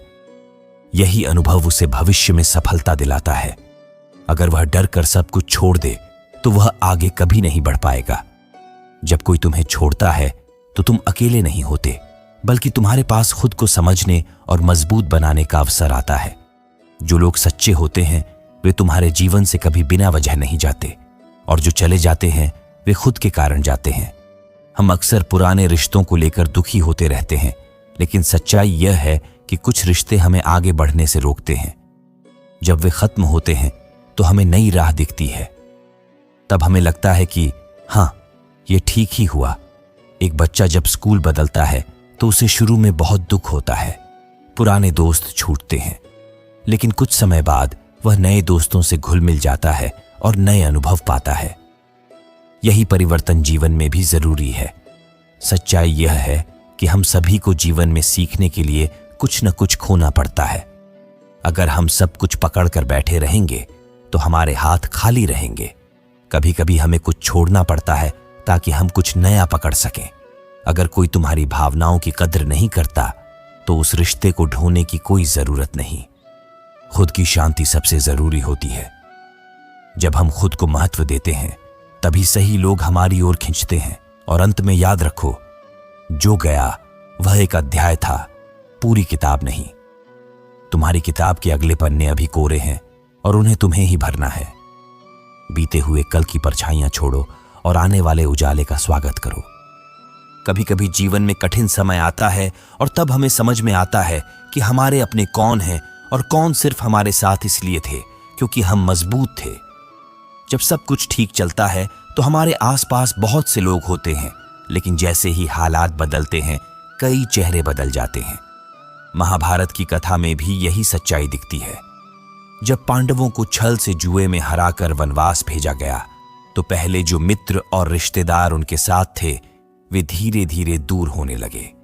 सत्ता और लाभ के लिए साथ खड़े लोग कठिन समय में उनका साथ छोड़ गए। वहीं दूसरी ओर श्री कृष्ण जैसे सच्चे सखा हर स्थिति में उनके साथ खड़े रहे। उन्होंने पांडवों को कभी अकेला महसूस नहीं होने दिया। यही बताता है कि असली रिश्ता वो होता है जो संकट में भी साथ निभाए, ना कि सिर्फ अच्छे दिनों में। सोचो, अगर कोई इंसान केवल तभी तुम्हारे पास हो जब तुम्हारे पास पैसे या शक्ति हो और जैसे ही मुसीबत आए वो दूर चला जाए, तो क्या वह तुम्हारा सच्चा अपना है? नहीं, असली अपनापन तो वही है जो बिना किसी स्वार्थ के साथ खड़ा रहे। एक उदाहरण लो, जैसे बारिश के मौसम में छाता देने वाला व्यक्ति अच्छा लगता है, लेकिन जो तेज धूप में भी तुम्हारे साथ बिना छाया के चले वही तुम्हारा सच्चा हमसफर होता है। रिश्तों की गहराई कठिन समय में ही नजर आती है। पांडवों ने जब अपना सब कुछ खो दिया तब उन्हें यह समझ में आया कि जो लोग सच्चे थे वे कभी उनका साथ नहीं छोड़ते। श्री कृष्ण की मित्रता ने उन्हें यह विश्वास दिलाया कि सत्य और धर्म का साथ कभी खाली नहीं जाता। हमारे जीवन में भी कई लोग आते हैं, कुछ साथ निभाते हैं तो कुछ बस स्वार्थ के लिए जुड़ते हैं। कठिनाइयों का समय इन दोनों के बीच फर्क करना सिखा देता है। यही समय होता है जब हमें खुद पर और अपने सच्चे रिश्तों पर भरोसा रखना होता है। एक और उदाहरण सोचिए, जब पेड़ से पत्ते झड़ते हैं तो वही पत्ते गिरते हैं जो पहले ही कमजोर होते हैं। मजबूत पत्ते आखिरी तक टिके रहते हैं। रिश्ते भी कुछ ऐसे ही होते हैं। संकट के झोंके में जो रिश्ते टूट जाएं, वे वैसे भी ज्यादा मजबूत नहीं थे। जो लोग तुम्हें बस अपनी सुविधा के लिए अपनाते हैं वे एक ना एक दिन तुम्हें छोड़कर चले ही जाते हैं। लेकिन जो लोग तुम्हें समझते हैं, स्वीकार करते हैं और बिना शर्त साथ देते हैं, वही तुम्हारे सच्चे लोग होते हैं। हमें यह भी समझना होगा कि जो चला गया उसे बार बार सोचकर दुखी होना व्यर्थ है। हमें उन लोगों को महत्व देना चाहिए जो आज हमारे साथ हैं, जो हमें समझते हैं और जो हमारे सफर में निस्वार्थ साथ निभा रहे हैं। अगर कोई रिश्ता बार बार तुम्हें दुखी दे या तुम्हें खुद से दूर कर दे तो शायद वह रिश्ता सिर्फ इसलिए था कि तुम उससे कुछ सीखो और खुद को मजबूत बनाओ। हर टूटन हमें खुद से जोड़ने का एक जरिया बन सकती है। महाभारत के पांडवों को कठिन समय में यह सीख मिली कि संबंधों की असली परख संकट में होती है। उन्होंने अपनी असफलता को ही आगे की सफलता की नींव बना लिया। यही हमें भी सीखना चाहिए। बुरे समय को जीवन की पाठशाला समझो। जो साथ आज भी बिना शर्त तुम्हारे साथ हैं, उन्हें संभालो, उनकी कद्र करो। और जो बिना कुछ कहे सिर्फ वक्त के साथ चले गए, उन्हें जाने दो, क्योंकि जो तुम्हारा है वह कभी तुम्हें छोड़कर नहीं जाएगा। अगर जीवन में कभी किसी ने तुम्हें धोखा दिया तो इसे अपनी हार मत मानो। सोचो कि उस अनुभव ने तुम्हें सिखाया कि किस पर भरोसा करना है और किससे सावधान रहना है। हर चोट तुम्हें और सतर्क बनाती है। जो लोग हमें छोड़कर चले जाते हैं उनका जाना कभी कभी जरूरी होता है। ऐसा इसीलिए होता है ताकि हम अपने भीतर की शक्ति को पहचान सकें और बिना किसी पर निर्भर हुए जीना सीख सकें। यही आत्मनिर्भरता का पहला कदम होता है। कभी कभी हम जिन लोगों को सबसे अपना मानते हैं वही हमें सबसे ज्यादा ठेस पहुंचाते हैं। लेकिन इस पीड़ा में भी एक पाठ छिपा होता है। यह हमें सिखाता है कि खुद की कद्र कैसे करें और आगे के रिश्तों में संतुलन कैसे रखें। उदाहरण के लिए सोचो, सोना जब आग में तपता है तभी उसकी सारी अशुद्धियां निकलती हैं और वह और भी शुद्ध हो जाता है। वैसे ही जीवन में मिले धोखे और छूटें हमें परखने की कला सिखाती हैं और हमें और मजबूत बनाती हैं। कुछ लोग तुम्हारे जीवन में सिर्फ इसलिए आते हैं ताकि तुम्हें कुछ सिखा सकें। वे हमेशा तुम्हारे साथ नहीं रहते, लेकिन उनका प्रभाव तुम्हारे जीवन में गहरा होता है। ऐसे अनुभव तुम्हारे भविष्य को बेहतर दिशा देते हैं। महाभारत में भी ऐसे कई प्रसंग हैं जहां पात्रों को अपने विश्वास पात्रों से धोखा मिला, फिर भी उन्होंने अपने लक्ष्य को नहीं छोड़ा। यह दर्शाता है कि सच्ची समझ तभी आती है जब हम ठोकरें खाते हैं। जब तुम जीवन में परखना सीख जाते हो तब तुम सही और गलत का फर्क कर पाते हो, और यही विवेक आगे चलकर तुम्हारे लिए सुरक्षा कवच बनता है। यह गुण तुम्हें गलत संगति से भी बचाता है। एक किसान हर साल खेत में बीज बोने से पहले अपनी मिट्टी की जांच करता है, क्योंकि उसे पता होता है कि उपजाऊ मिट्टी ही फसल देगी। वैसे ही जीवन में भी समय समय पर अपने संबंधों की परख जरूरी है। परख का मतलब यह नहीं कि तुम किसी को शक की नजर से देखो, बल्कि यह समझना है कि कौन कितना गहरा है और कौन सिर्फ सतही। जब यह समझ आ जाती है तो जीवन सरल और शांत हो जाता है। यदि कोई व्यक्ति बार बार तुम्हारे आत्मसम्मान को ठेस पहुंचाता है तो वह संबंध छोड़ देना ही ठीक होता है। श्री कृष्ण भी अर्जुन को यही सिखाते हैं, जो धर्म के रास्ते में बाधा बने उससे दूरी रखो। हम जितनी जल्दी यह समझ जाते हैं कि हर व्यक्ति हमारे जीवन का स्थायी हिस्सा नहीं है, उतना ही आसानी से हम जीवन की यात्रा को आगे बढ़ा सकते हैं। हर रिश्ता जीवन भर के लिए नहीं होता। हर परख तुम्हें यह तय करने का अवसर देती है कि तुम्हारा सच्चा साथी कौन है। जो परख में खरे उतरते हैं वे तुम्हारे जीवन में स्थायी रूप से जुड़ते हैं, और जो नहीं उतरते वे खुद ही दूर हो जाते हैं। जो व्यक्ति परखना सीख जाता है वह सिर्फ संबंधों में ही नहीं, जीवन के हर क्षेत्र में बेहतर निर्णय ले पाता है। वह भ्रमित नहीं होता और गलत दिशा में कदम नहीं बढ़ाता। यही सच्ची समझदारी है। श्री कृष्ण कहते हैं कि जो व्यक्ति अतीत में जीता है वह न वर्तमान का सुख ले सकता है, न ही भविष्य को संवार सकता है। जो बीत गया है उसे छोड़ना ही समझदारी है, क्योंकि जीवन हमेशा आगे बढ़ता रहता है। अगर हम अपने पुराने अनुभवों को पकड़कर बैठे रहेंगे तो हमारे हाथ से वर्तमान भी निकल जाएगा। हर दिन एक नया अवसर लेकर आता है, लेकिन हम उसे देख नहीं पाते क्योंकि हमारी निगाहें अतीत में अटकी रहती हैं। कल्पना करो, एक मूर्तिकार अगर टूटी हुई मूर्ति को ही जोड़ता रहे तो वह कभी नई मूर्ति नहीं बना सकता। उसी तरह अगर हम पुरानी बातों में उलझे रहेंगे तो कुछ नया और सुंदर गढ़ नहीं पाएंगे। जीवन एक नदी की तरह है जो निरंतर बहती रहती है। यदि हम किनारे बैठकर केवल गुजरे हुए पानी को ही देखते रहें तो हम नए जल की ताजगी का अनुभव नहीं कर पाएंगे। इसलिए समय के साथ चलना जरूरी है। हर बीता पल, चाहे अच्छा हो या बुरा, एक सीख होता है। लेकिन यदि हम सिर्फ उसे दोहराते रहें तो हम अपने आने वाले सुखद पलों को गंवा बैठेंगे। सच्चा ज्ञान तभी आता है जब हम समय के प्रवाह को समझते हैं। हर सुबह नया सवेरा लाती है। सूरज कभी पिछली रोशनी को वापस लाने की कोशिश नहीं करता, वह हर दिन नया उजाला देता है। हमें भी अपनी सोच को हर दिन नया और ताजा बनाना चाहिए। महाभारत में अर्जुन को भी यही सिखाया गया था। जब वह अतीत की बातों में उलझकर युद्ध से पीछे हट रहा था, तब श्री कृष्ण ने उसे वर्तमान में जीना और अपने कर्तव्य को निभाना सिखाया। अगर हम किसी गलती के कारण दुखी हैं तो बेहतर है कि हम उस गलती से कुछ सीखें और आगे बढ़ें। उसी गलती में डूबे रहने से कुछ नहीं मिलेगा, बल्कि यह हमें और अधिक कमजोर कर देगा। उदाहरण के लिए, एक किसान की फसल अगर किसी साल खराब हो जाए तो वह अगले साल और तैयारी करता है। वह पिछली गलती से सबक लेता है, लेकिन उसमें डूबकर बैठता नहीं है। हमारे जीवन में बहुत सी चीजें सिर्फ एक अध्याय होती हैं, पूरी किताब नहीं। जब अध्याय पूरा हो जाता है तो हमें आगे बढ़कर अगला पन्ना खोलना होता है। वही जीवन की रफ्तार है। हर नया दिन तुम्हें यह मौका देता है कि तुम अपने कल को बेहतर बना सको। लेकिन यदि तुम बीते कल की धुंध में खोए रहोगे तो वह उजाला भी खो दोगे जो सामने खड़ा है। श्री कृष्ण कहते हैं, अतीत को सहेज कर रखो, पर उसे अपनी नियति मत बनाओ। वह सिर्फ तुम्हारे अनुभवों की किताब है, लेकिन तुम्हारे भविष्य की कहानी अब भी कोरी है और वह तुम्हें ही लिखनी है। जीवन एक प्रवाह है, उसमें बहना ही बुद्धिमानी है। जो व्यक्ति समय के साथ बहना सीख जाता है वही सच्चा ज्ञानी कहलाता है। बाकी सब तो बस रुक कर पीछे छूट जाते हैं। श्री कृष्ण कहते हैं कि जीवन एक बहुत बड़ी पाठशाला है। यहाँ हर अनुभव, हर व्यक्ति और हर स्थिति तुम्हें कुछ न कुछ सिखाने के लिए आती है। जो सीख लेता है वही जीवन में आगे बढ़ता है। हर वो व्यक्ति जो तुम्हारे जीवन में आता है, चाहे वह प्रेम से भरा हो या धोखा दे, वह एक परीक्षा की तरह होता है।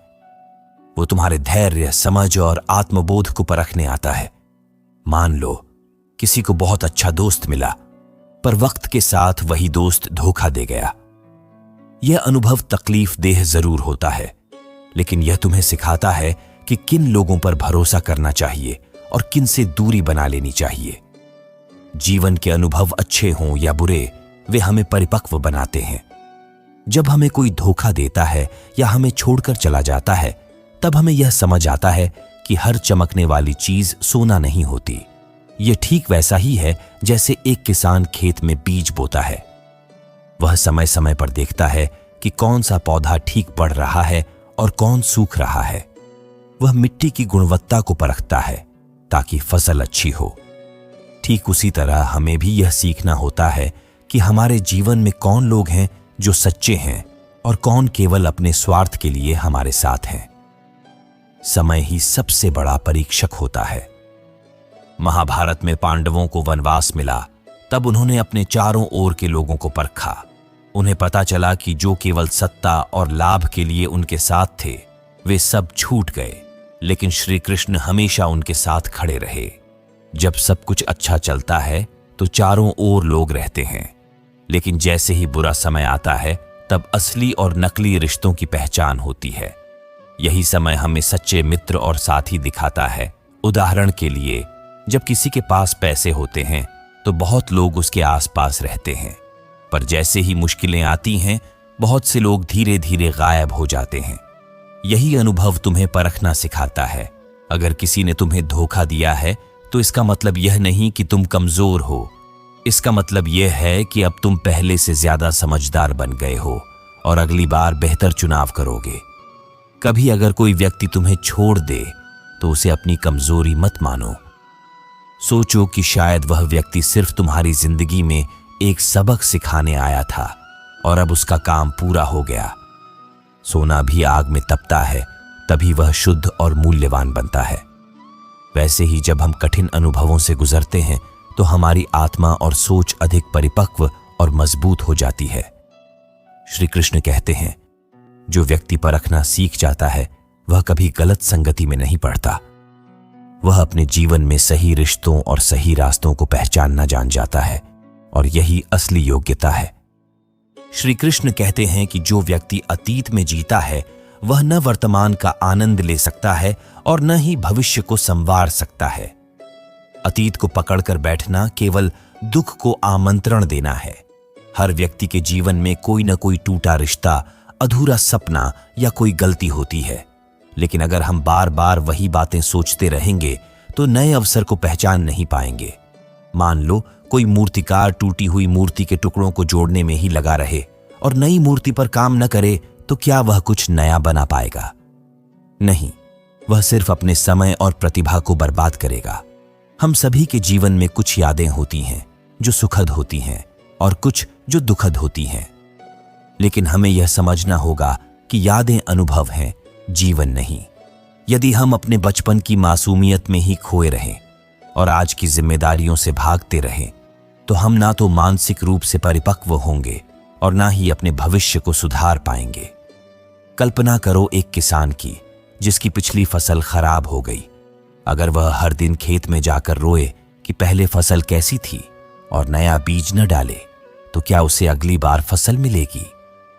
बिल्कुल नहीं। जीवन में आगे बढ़ने के लिए हमें अपने बीते समय से बाहर आना पड़ता है वह अतीत भले ही सुंदर हो या दुखद, वह अब बीत चुका है और उसका पुनः आना असंभव है। अगर हम हर दिन उसी बात का अफसोस करते रहें कि कोई अपना क्यों चला गया, तो हम उन लोगों को भूल जाएंगे जो आज हमारे साथ हैं और हमारी परवाह करते हैं। सूरज हर दिन उगता है, लेकिन वह कल की रोशनी को दोहराने की कोशिश नहीं करता। वह नया उजाला लाता है और नई ऊर्जा के साथ आगे बढ़ता है। हमें भी ऐसा ही करना चाहिए। हमारा अतीत, चाहे वह कितना भी महत्वपूर्ण क्यों न हो, अब सिर्फ एक तस्वीर की तरह है जिसे हम देख तो सकते हैं, लेकिन उसमें बदलाव नहीं कर सकते। जो आने वाला समय है वह एक कोरा कैनवास है। उसमें हम अपने अनुभवों और आत्मविश्वास से एक नई सुंदर कहानी लिख सकते हैं जो हमें नई दिशा देगा। श्री कृष्ण कहते हैं, जीवन एक प्रवाह है। ये नदी की तरह है, बहते रहना ही इसका स्वभाव है। जो लोग इस प्रवाह के साथ चलना सीख जाते हैं, वे ही जीवन को सही ढंग से समझते हैं। इसलिए अपने अतीत को एक सबक मानो, पर उस पर ठहर मत जाओ। आगे बढ़ो, क्योंकि सही समझदारी वही है जो इस जीवन रूपी नदी के प्रवाह के साथ बहना जानती है। जीवन में आने वाली हर कठिनाई एक इम्तिहान की तरह होती है, जो यह परखती है कि हम अंदर से कितने मजबूत हैं। जब हालात कठिन हो जाते हैं, तो यही समय होता है जब हमें अपने आत्मबल को पहचानने का मौका मिलता है। अगर हम इन परेशानियों के आगे घुटने टेक दें, तो जीवन की असली परीक्षा में हम असफल हो जाते हैं। लेकिन यदि हम साहस से डट जाएं, तो यही कठिन समय हमें महानता की ओर ले जाता है। सोचिए, जब किसी पहाड़ को चढ़ना होता है तो सबसे कठिन होता है उसका अंतिम हिस्सा। वहीं सांसें टूटने लगती हैं, कदम लड़खड़ाते हैं, लेकिन अगर उस मोड़ पर रुक गए तो मंजिल चूक जाएगी। ठीक वैसे ही जब हमारी जिंदगी में अंधेरा सबसे गहरा होता है, तो समझना चाहिए कि अब सूरज निकलने ही वाला है। एक बार एक किसान था जिसकी फसल लगातार 3 साल से खराब हो रही थी। परिवार परेशान था, लेकिन किसान ने हार नहीं मानी। उसने फिर से बीज बोए, मिट्टी को संजोया और उम्मीद को जिंदा रखा। चौथे साल वही फसल 4 गुना अधिक निकली। ये उसके धैर्य और आत्मबल का फल था। श्री कृष्ण कहते हैं, जो इंसान खुद पर विश्वास नहीं कर सकता, वह संसार की किसी भी शक्ति से नहीं जीत सकता। आत्मविश्वास ही वह हथियार है जिसे आप जीवन की किसी भी लड़ाई को जीत सकते हैं। जब कोई तुम्हारे सपनों पर हंसे, तब चुप रहो, पर उस हंसी को अपने हौसले में बदल दो। जीवन में कई बार ऐसा होगा जब तुम्हारी कोशिशें तुरंत रंग नहीं लाएंगी। लोग कहेंगे कि तुम गलत कर रहे हो, रास्ता छोड़ दो। लेकिन जो रुक गया वह वहीं रह गया, और जो चलता रहा वही इतिहास बना गया। तुम्हारी गति चाहे धीमी हो, पर रुको मत। एक लोहार जब लोहे को तपाता है, तो वह जानता है कि जितनी ज्यादा चोट लगेगी, उतनी ही बेहतर तलवार बनेगी।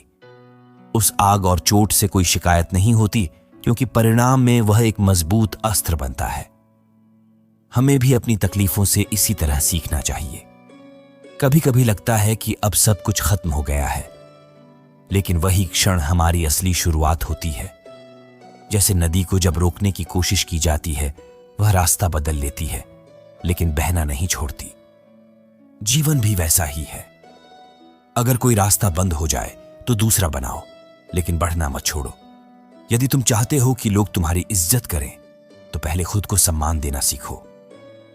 खुद को कोसने से कभी आत्मबल नहीं आता, बल्कि खुद को स्वीकार करने से आत्मबल जन्म लेता है। खुद से कहो, मैं सक्षम हूं, मैं हारा नहीं हूं, यह बस एक रुकावट है, मंजिल नहीं। एक बार एक बच्चा ऊंचाई से डरता था, लेकिन उसके पिता ने उसे पेड़ पर चढ़ाया। वह डर गया, लेकिन पिता ने नीचे से कहा, मैं यहां हूं, कूदो। बच्चे ने हिम्मत की और कूद गया। उसके पिता ने उसे थाम लिया। यह विश्वास ही था जिसने बच्चे को डर से मुक्त कर दिया। भगवान भी हमारे जीवन में ऐसे ही खड़े होते हैं, बस हमें कूदने की हिम्मत रखनी होती है। ध्यान रखो, जो समय तुम्हें आज तोड़ रहा है, वही समय कल तुम्हें एक मिसाल बनाएगा। इसीलिए जब भी कठिनाई आए तो घबराओ मत, बल्कि मुस्कुराओ, क्योंकि अब तुम्हारी परीक्षा शुरू हुई है और सफलता तुम्हारा इंतजार कर रही है। जीवन में आगे बढ़ने के लिए साहस की आवश्यकता होती है। डर कर पीछे हटने वाले कभी किनारे तक नहीं पहुंचते। जैसे कोई नाविक जब समुद्र में उतरता है तो वह जानता है कि लहरें आएंगी, तूफान भी आएंगे, लेकिन अगर उसने हर डर पर विजय पा ली तो एक दिन वह अपनी मंजिल तक अवश्य पहुंचेगा। ठीक वैसे ही हमारे जीवन में भी लहरें उठती हैं, समस्याएं आती हैं, लेकिन यदि हम रुके नहीं तो एक दिन सफलता जरूर हमारी होगी। सोचो, अगर किसी खिलाड़ी ने हार के डर से खेलना ही छोड़ दिया होता तो क्या वह कभी विजेता बन पाता? नहीं। विजेता वही होता है जो गिरने के बाद भी उठे, लड़ने के बाद भी मुस्कुराए और हार को भी अनुभव मानकर आगे बढ़े। डर को बस एक संकेत की तरह लो कि अब तुम्हें खुद को और बेहतर बनाना है। एक बार की बात है, एक पतंग उड़ाने वाला बच्चा था। हवा तेज थी, पतंग ऊपर नहीं जा रही थी, लेकिन वह बच्चा हार नहीं माना। उसने डोर को और मजबूती से पकड़कर कई बार कोशिश की और अंततः वही पतंग सबसे ऊपर उड़ रही थी। ठीक वैसे ही जीवन की हवा जब विपरीत दिशा में चल रही हो तब डटकर खड़े हो जाओ। वही वक्त है जो तुम्हें सबसे ऊंचा ले जा सकता है। श्री कृष्ण कहते हैं, जो अपने भीतर के डर को जीत लेता है वह संसार को भी जीत सकता है। यह डर तुम्हें रोकने के लिए नहीं आया है, बल्कि तुम्हें यह सिखाने आया है कि तुम्हारे अंदर कितना सामर्थ्य है। तुम जितना ज्यादा डर को आंखों में देखोगे वह उतना ही छोटा हो जाएगा। बहुत बार हम सोचते हैं कि जब सब कुछ ठीक होगा तब आगे बढ़ेंगे, लेकिन सच्चाई यह है कि जब हम कठिन समय में भी एक कदम उठाते हैं तभी सब कुछ ठीक होना शुरू होता है। इसलिए तूफान आने पर रुकने की जगह डटे रहो, क्योंकि तूफान के बाद ही आकाश सबसे साफ होता है। उदाहरण के लिए, एक छात्र परीक्षा से डर गया और उसने पढ़ाई छोड़ दी, लेकिन दूसरा छात्र डरा फिर भी पढ़ता रहा। परिणाम आया, डरने वाला असफल हो गया और डटे रहने वाला पास। यही अंतर होता है, एक ने डर को अवसर बनाया, दूसरे ने रुकावट। हमेशा याद रखो, जो मुश्किलें आज तुम्हारे सामने हैं वे तुम्हारी मेहनत और विश्वास से हार जाएंगी, लेकिन अगर तुमने हार मान ली तो वे तुम्हारी ताकत पर जीत हासिल कर लेंगी। इसलिए चुनो, डर से हार या डर पर जीत। अगर आज तुम्हारे रास्ते में पत्थर बिछे हैं तो उन्हें हटाने की जगह इस्तेमाल करो। उन्हीं पत्थरों से अपनी सफलता की सीढ़ी बनाओ। हर ठोकर तुम्हें यह बता रही है कि तुम किस रास्ते से नहीं जाना और कौन सा रास्ता तुम्हारी मंजिल तक जाएगा। श्री कृष्ण का उपदेश यही है, अगर जीवन के तूफान से डर गए तो तुम किनारे तक नहीं पहुंच पाओगे, लेकिन अगर डट गए तो वही लहरें तुम्हारी नैया को आगे ले जाएंगी। बस विश्वास रखो और चलते रहो। जीवन का हर कठिन अनुभव, हर दुखद पल तुम्हें मजबूत बनाने के लिए आता है। जो तकलीफें आज तुम्हें तोड़ रही हैं वही कल तुम्हारी रीढ़ बन जाएंगी। श्री कृष्ण कहते हैं, दुख स्थायी नहीं होता, लेकिन उससे मिली सीख तुम्हारे साथ हमेशा रहती है। इसीलिए जब कोई पीड़ा आए तो उससे भागो मत, बल्कि यह सोचो कि यह तुम्हें क्या सिखा रही है। एक बार की बात है, एक कुम्हार अपने घड़े को बनाते वक्त उस पर बार बार चोट करता है। वह घड़ा सोचता है कि यह क्यों हो रहा है, लेकिन वही चोटें उसे आकार देती हैं।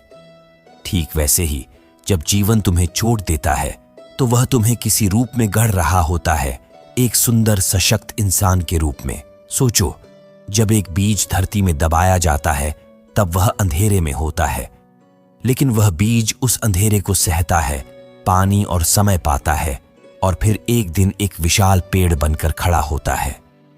यदि वह बीज डर के कारण बढ़ना छोड़ दे तो वह कभी वृक्ष नहीं बन पाएगा।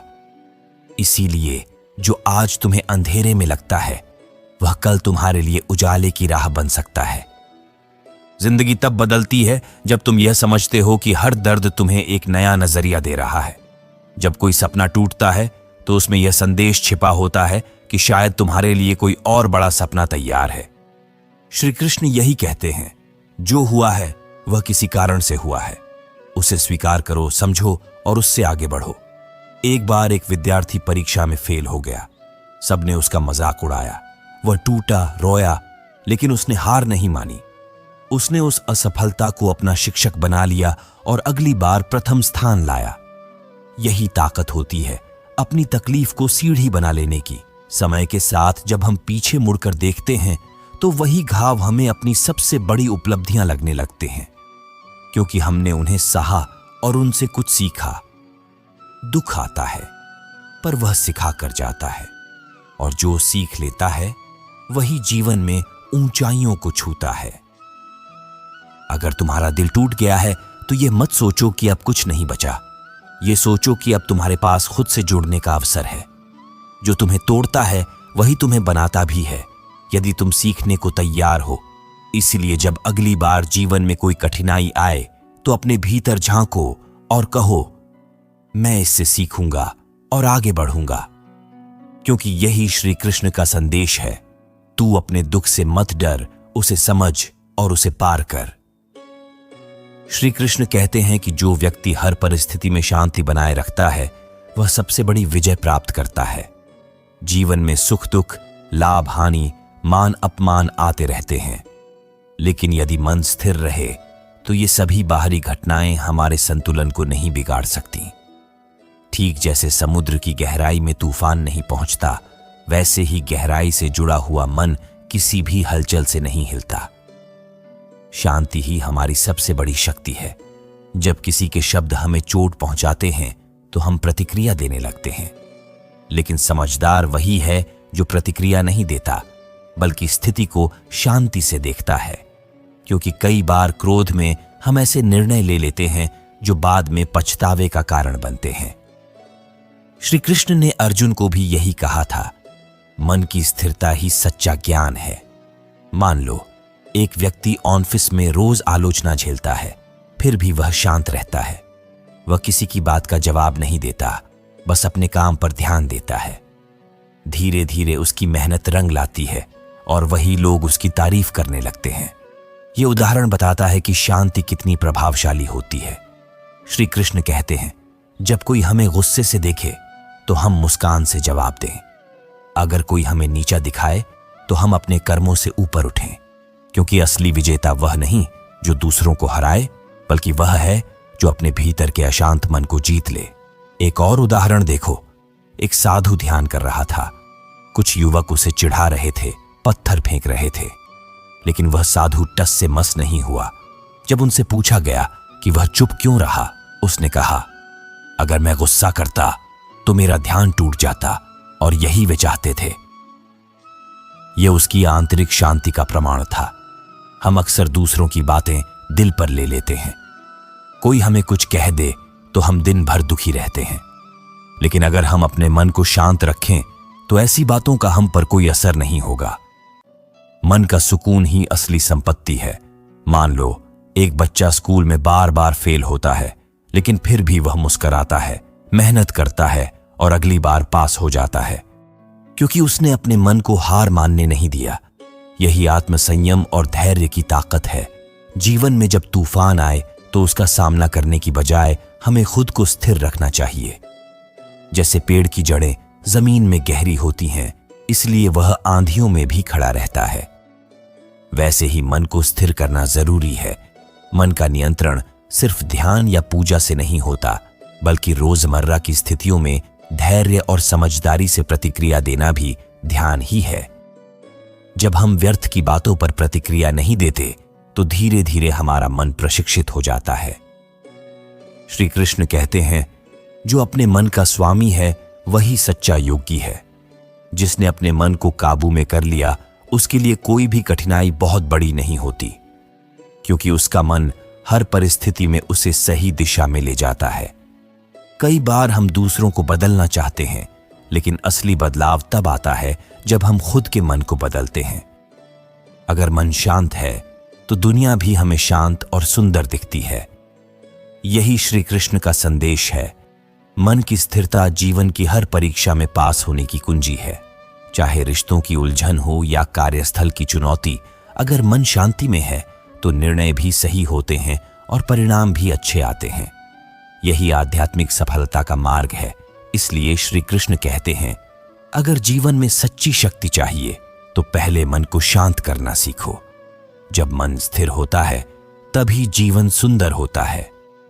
यही एक सच्चे साधक की पहचान है। श्री कृष्ण कहते हैं, इस दुनिया में सबसे कठिन कार्य है स्वयं को पहचानना।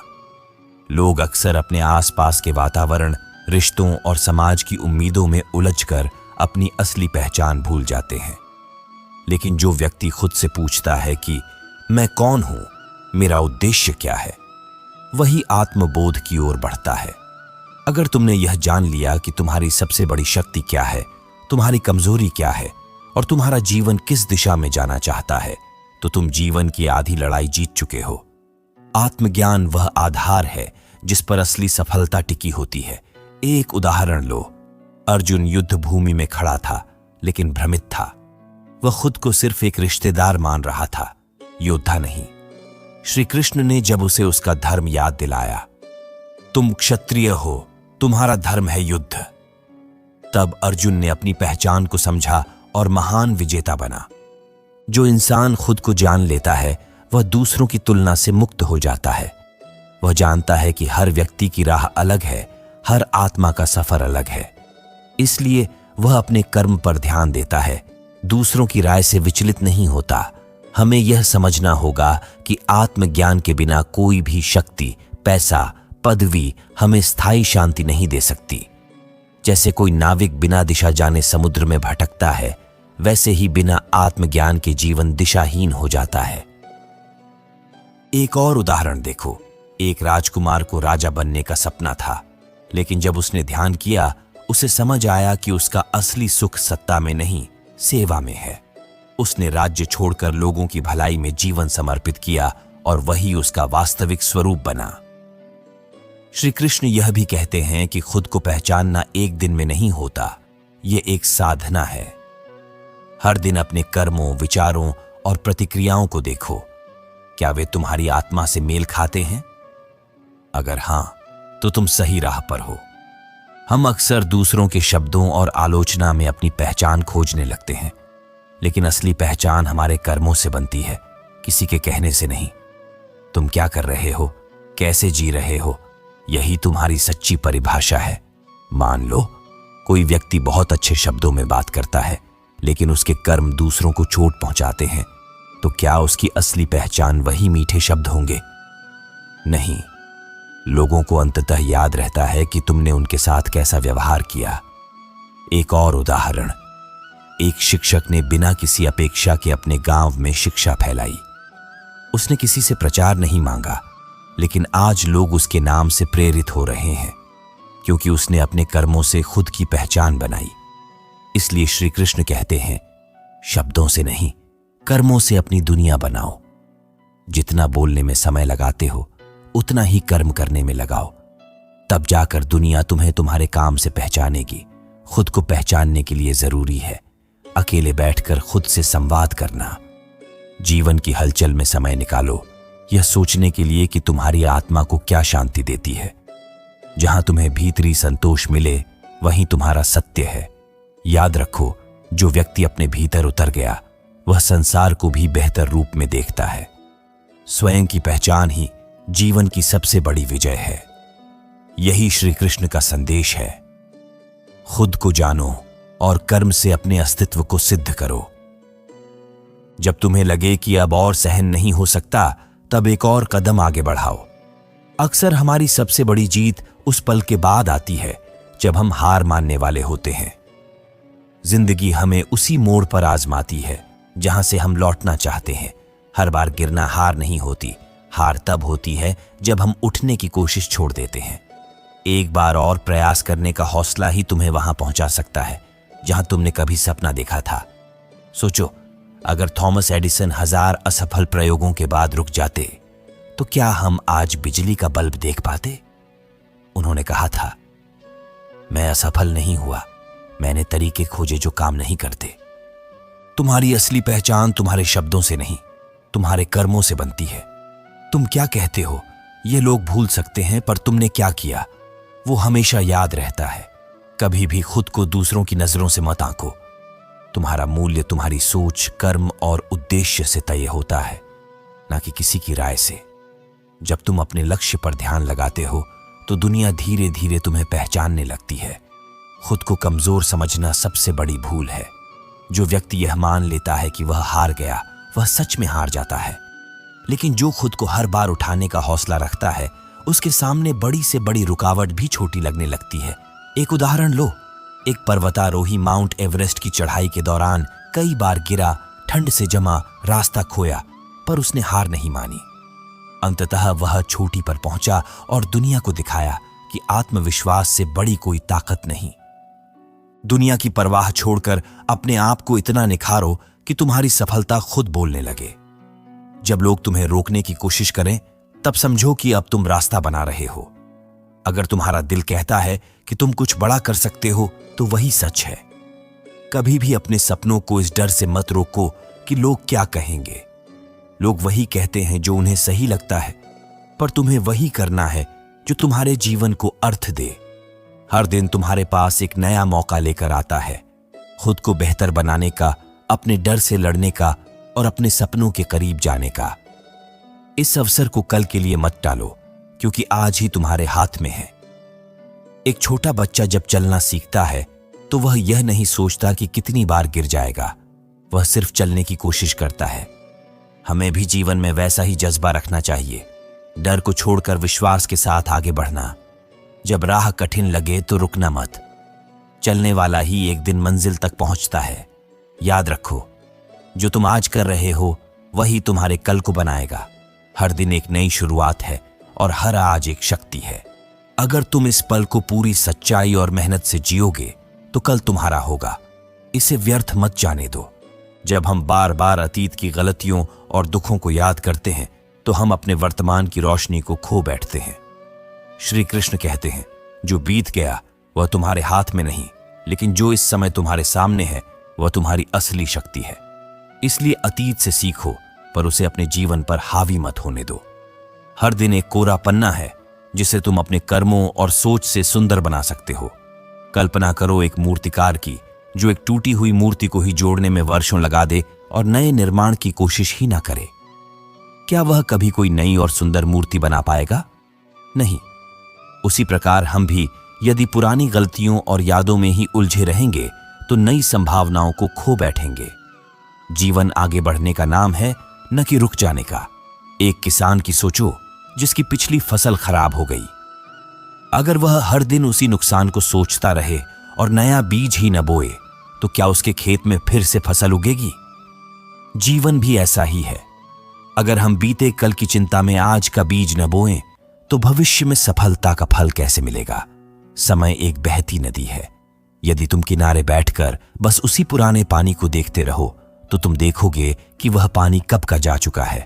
अब सामने जो बह रहा है, उसमें अगर तुम हाथ भी न डालो, तो क्या तुम ताजगी महसूस कर पाओगे?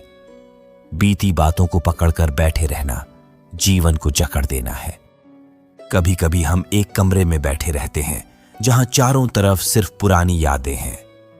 शुरुआत में वह यादें सुकून देती हैं, लेकिन धीरे धीरे वही कमरा एक कैद खाना बन जाता है।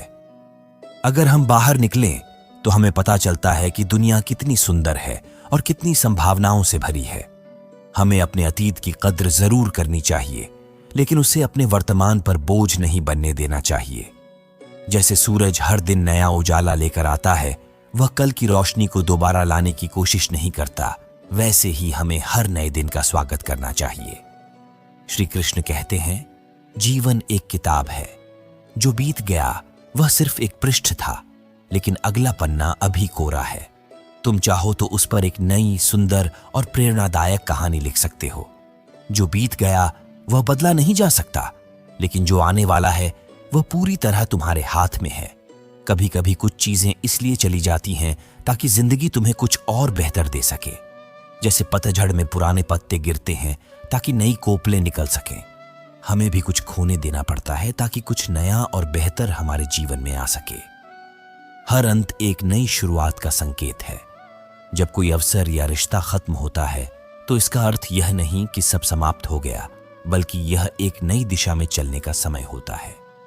श्री कृष्ण का उपदेश यही है, जो गया उसके लिए मत रो, बल्कि यह देखो कि उसके जाने के बाद क्या नया आया। कभी किसी चीज को पकड़कर रखने की कोशिश मत करो, क्योंकि जो तुम्हारा है वह किसी भी हालत में लौट कर आएगा, और जो तुम्हारा नहीं था वह चाहे जितना भी पास रहे एक दिन चला ही जाएगा।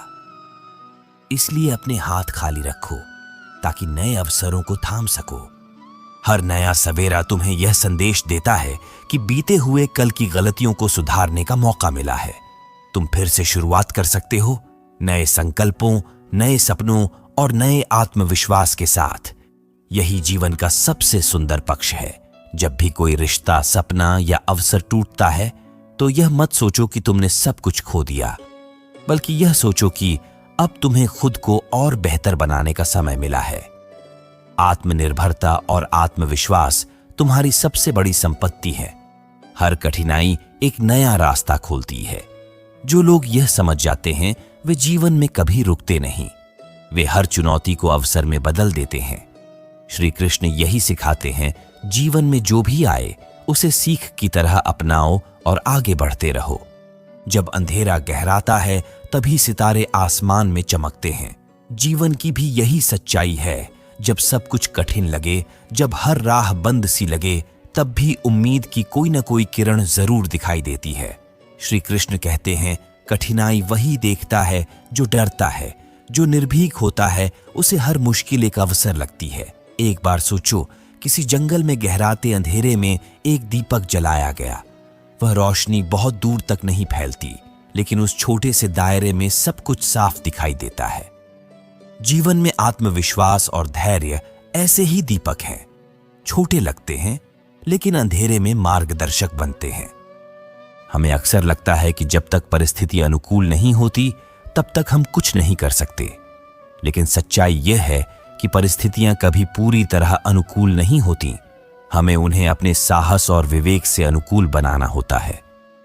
श्री कृष्ण यही उपदेश देते हैं, कर्तव्य मत छोड़ो, चाहे जैसी भी परिस्थिति हो। अगर तुम अपने आत्म संवाद को सकारात्मक बना लो तो तुम्हारी पूरी दुनिया बदल जाएगी। जैसे एक बीज को अंधेरी मिट्टी में बोया जाता है, वह वहीं से अपने जीवन की शुरुआत करता है और एक दिन विशाल वृक्ष बनता है। उसी तरह तुम्हारी सबसे बड़ी शक्ति भी तुम्हारे भीतर ही है, बस उसे पहचानना है। एक मजदूर दिन भर की मेहनत के बाद भी मुस्कुराता है क्योंकि उसे विश्वास है कि उसकी ईमानदारी रंग लाएगी। उसका सच्चा सुख उसके भीतर है, न कि बाहरी सुख सुविधाओं में। जीवन का यही सार है, जो भीतर संतुलन पा लेता है वही सच्चा सुखी है। कई बार हम दूसरों की बातों से प्रभावित होकर अपने निर्णय बदल देते हैं, पर जो आत्मज्ञान को अपना लेता है वह जानता है दूसरों की राय उनकी सोच है, मेरी राह मेरी समझ है। श्री कृष्ण कहते हैं, जो मन से स्थिर है वही सच्चे अर्थों में मजबूत है। दुनिया में हर चीज बदलती है, रिश्ते, हालात, समय, अवसर, लेकिन अगर कुछ नहीं बदलता तो वह है तुम्हारा आत्मा से जुड़ा संकल्प। इसलिए खुद को बाहरी स्थितियों से नहीं, अपने भीतरी धैर्य और संकल्प से चलाओ। जब तुम अपने विचारों को ऊंचा रखते हो तो तुम्हारे कर्म अपने आप ऊंचे हो जाते हैं। जिस तरह ऊंचे पहाड़ पर चढ़ने में दम लगता है, लेकिन वहां से दृश्य सबसे सुंदर होता है, वैसे ही आत्म प्रयास भी कठिन होता है, पर परिणाम दिव्य होता है। अगर कोई बार बार तुम्हें गिराने की कोशिश करे तो समझ लो कि तुम ऊपर उठ रहे हो, क्योंकि लोग उसी पेड़ पर पत्थर मारते हैं जिसमें फल लगे होते हैं।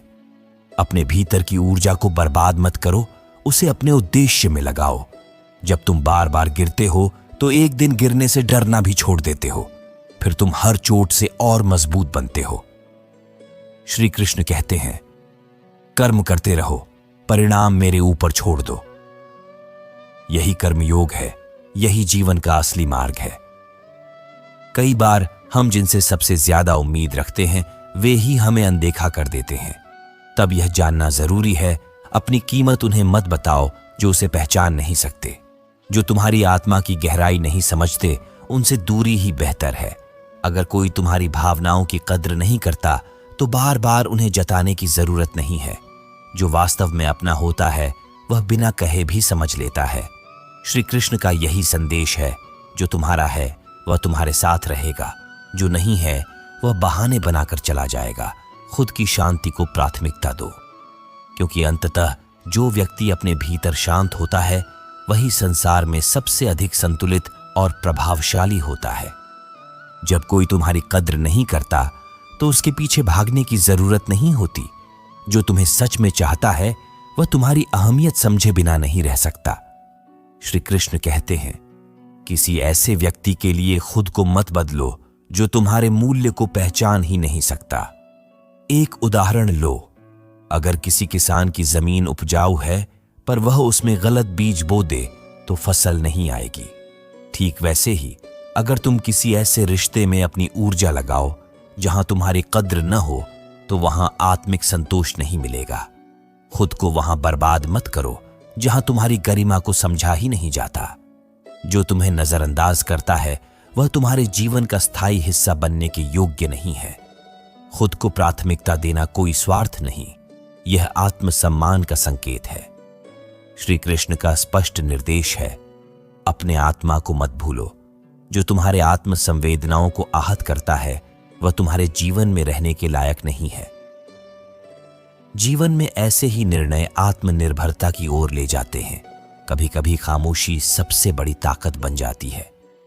जब शब्द जवाब नहीं दे पाते तब संयम और आत्मनियंत्रण ही तुम्हें उस स्तर पर ले जाते हैं जहां से तुम दूसरों की नासमझी को भी माफ कर पाते हो। सोचो एक मोमबत्ती को, वह बिना कोई आवाज किए अंधेरे को दूर कर देती है। उसी तरह तुम्हारा शांत रहना तुम्हारी आत्मशक्ति की निशानी है।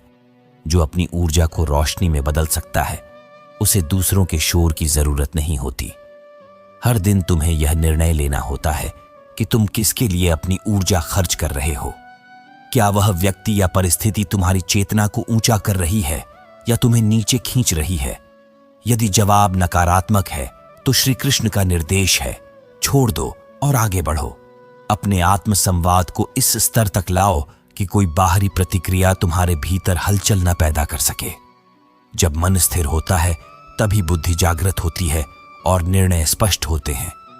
एक उदाहरण और देखो, सूरज जब बादलों में छिपता है तो क्या उसका अस्तित्व खत्म हो जाता है?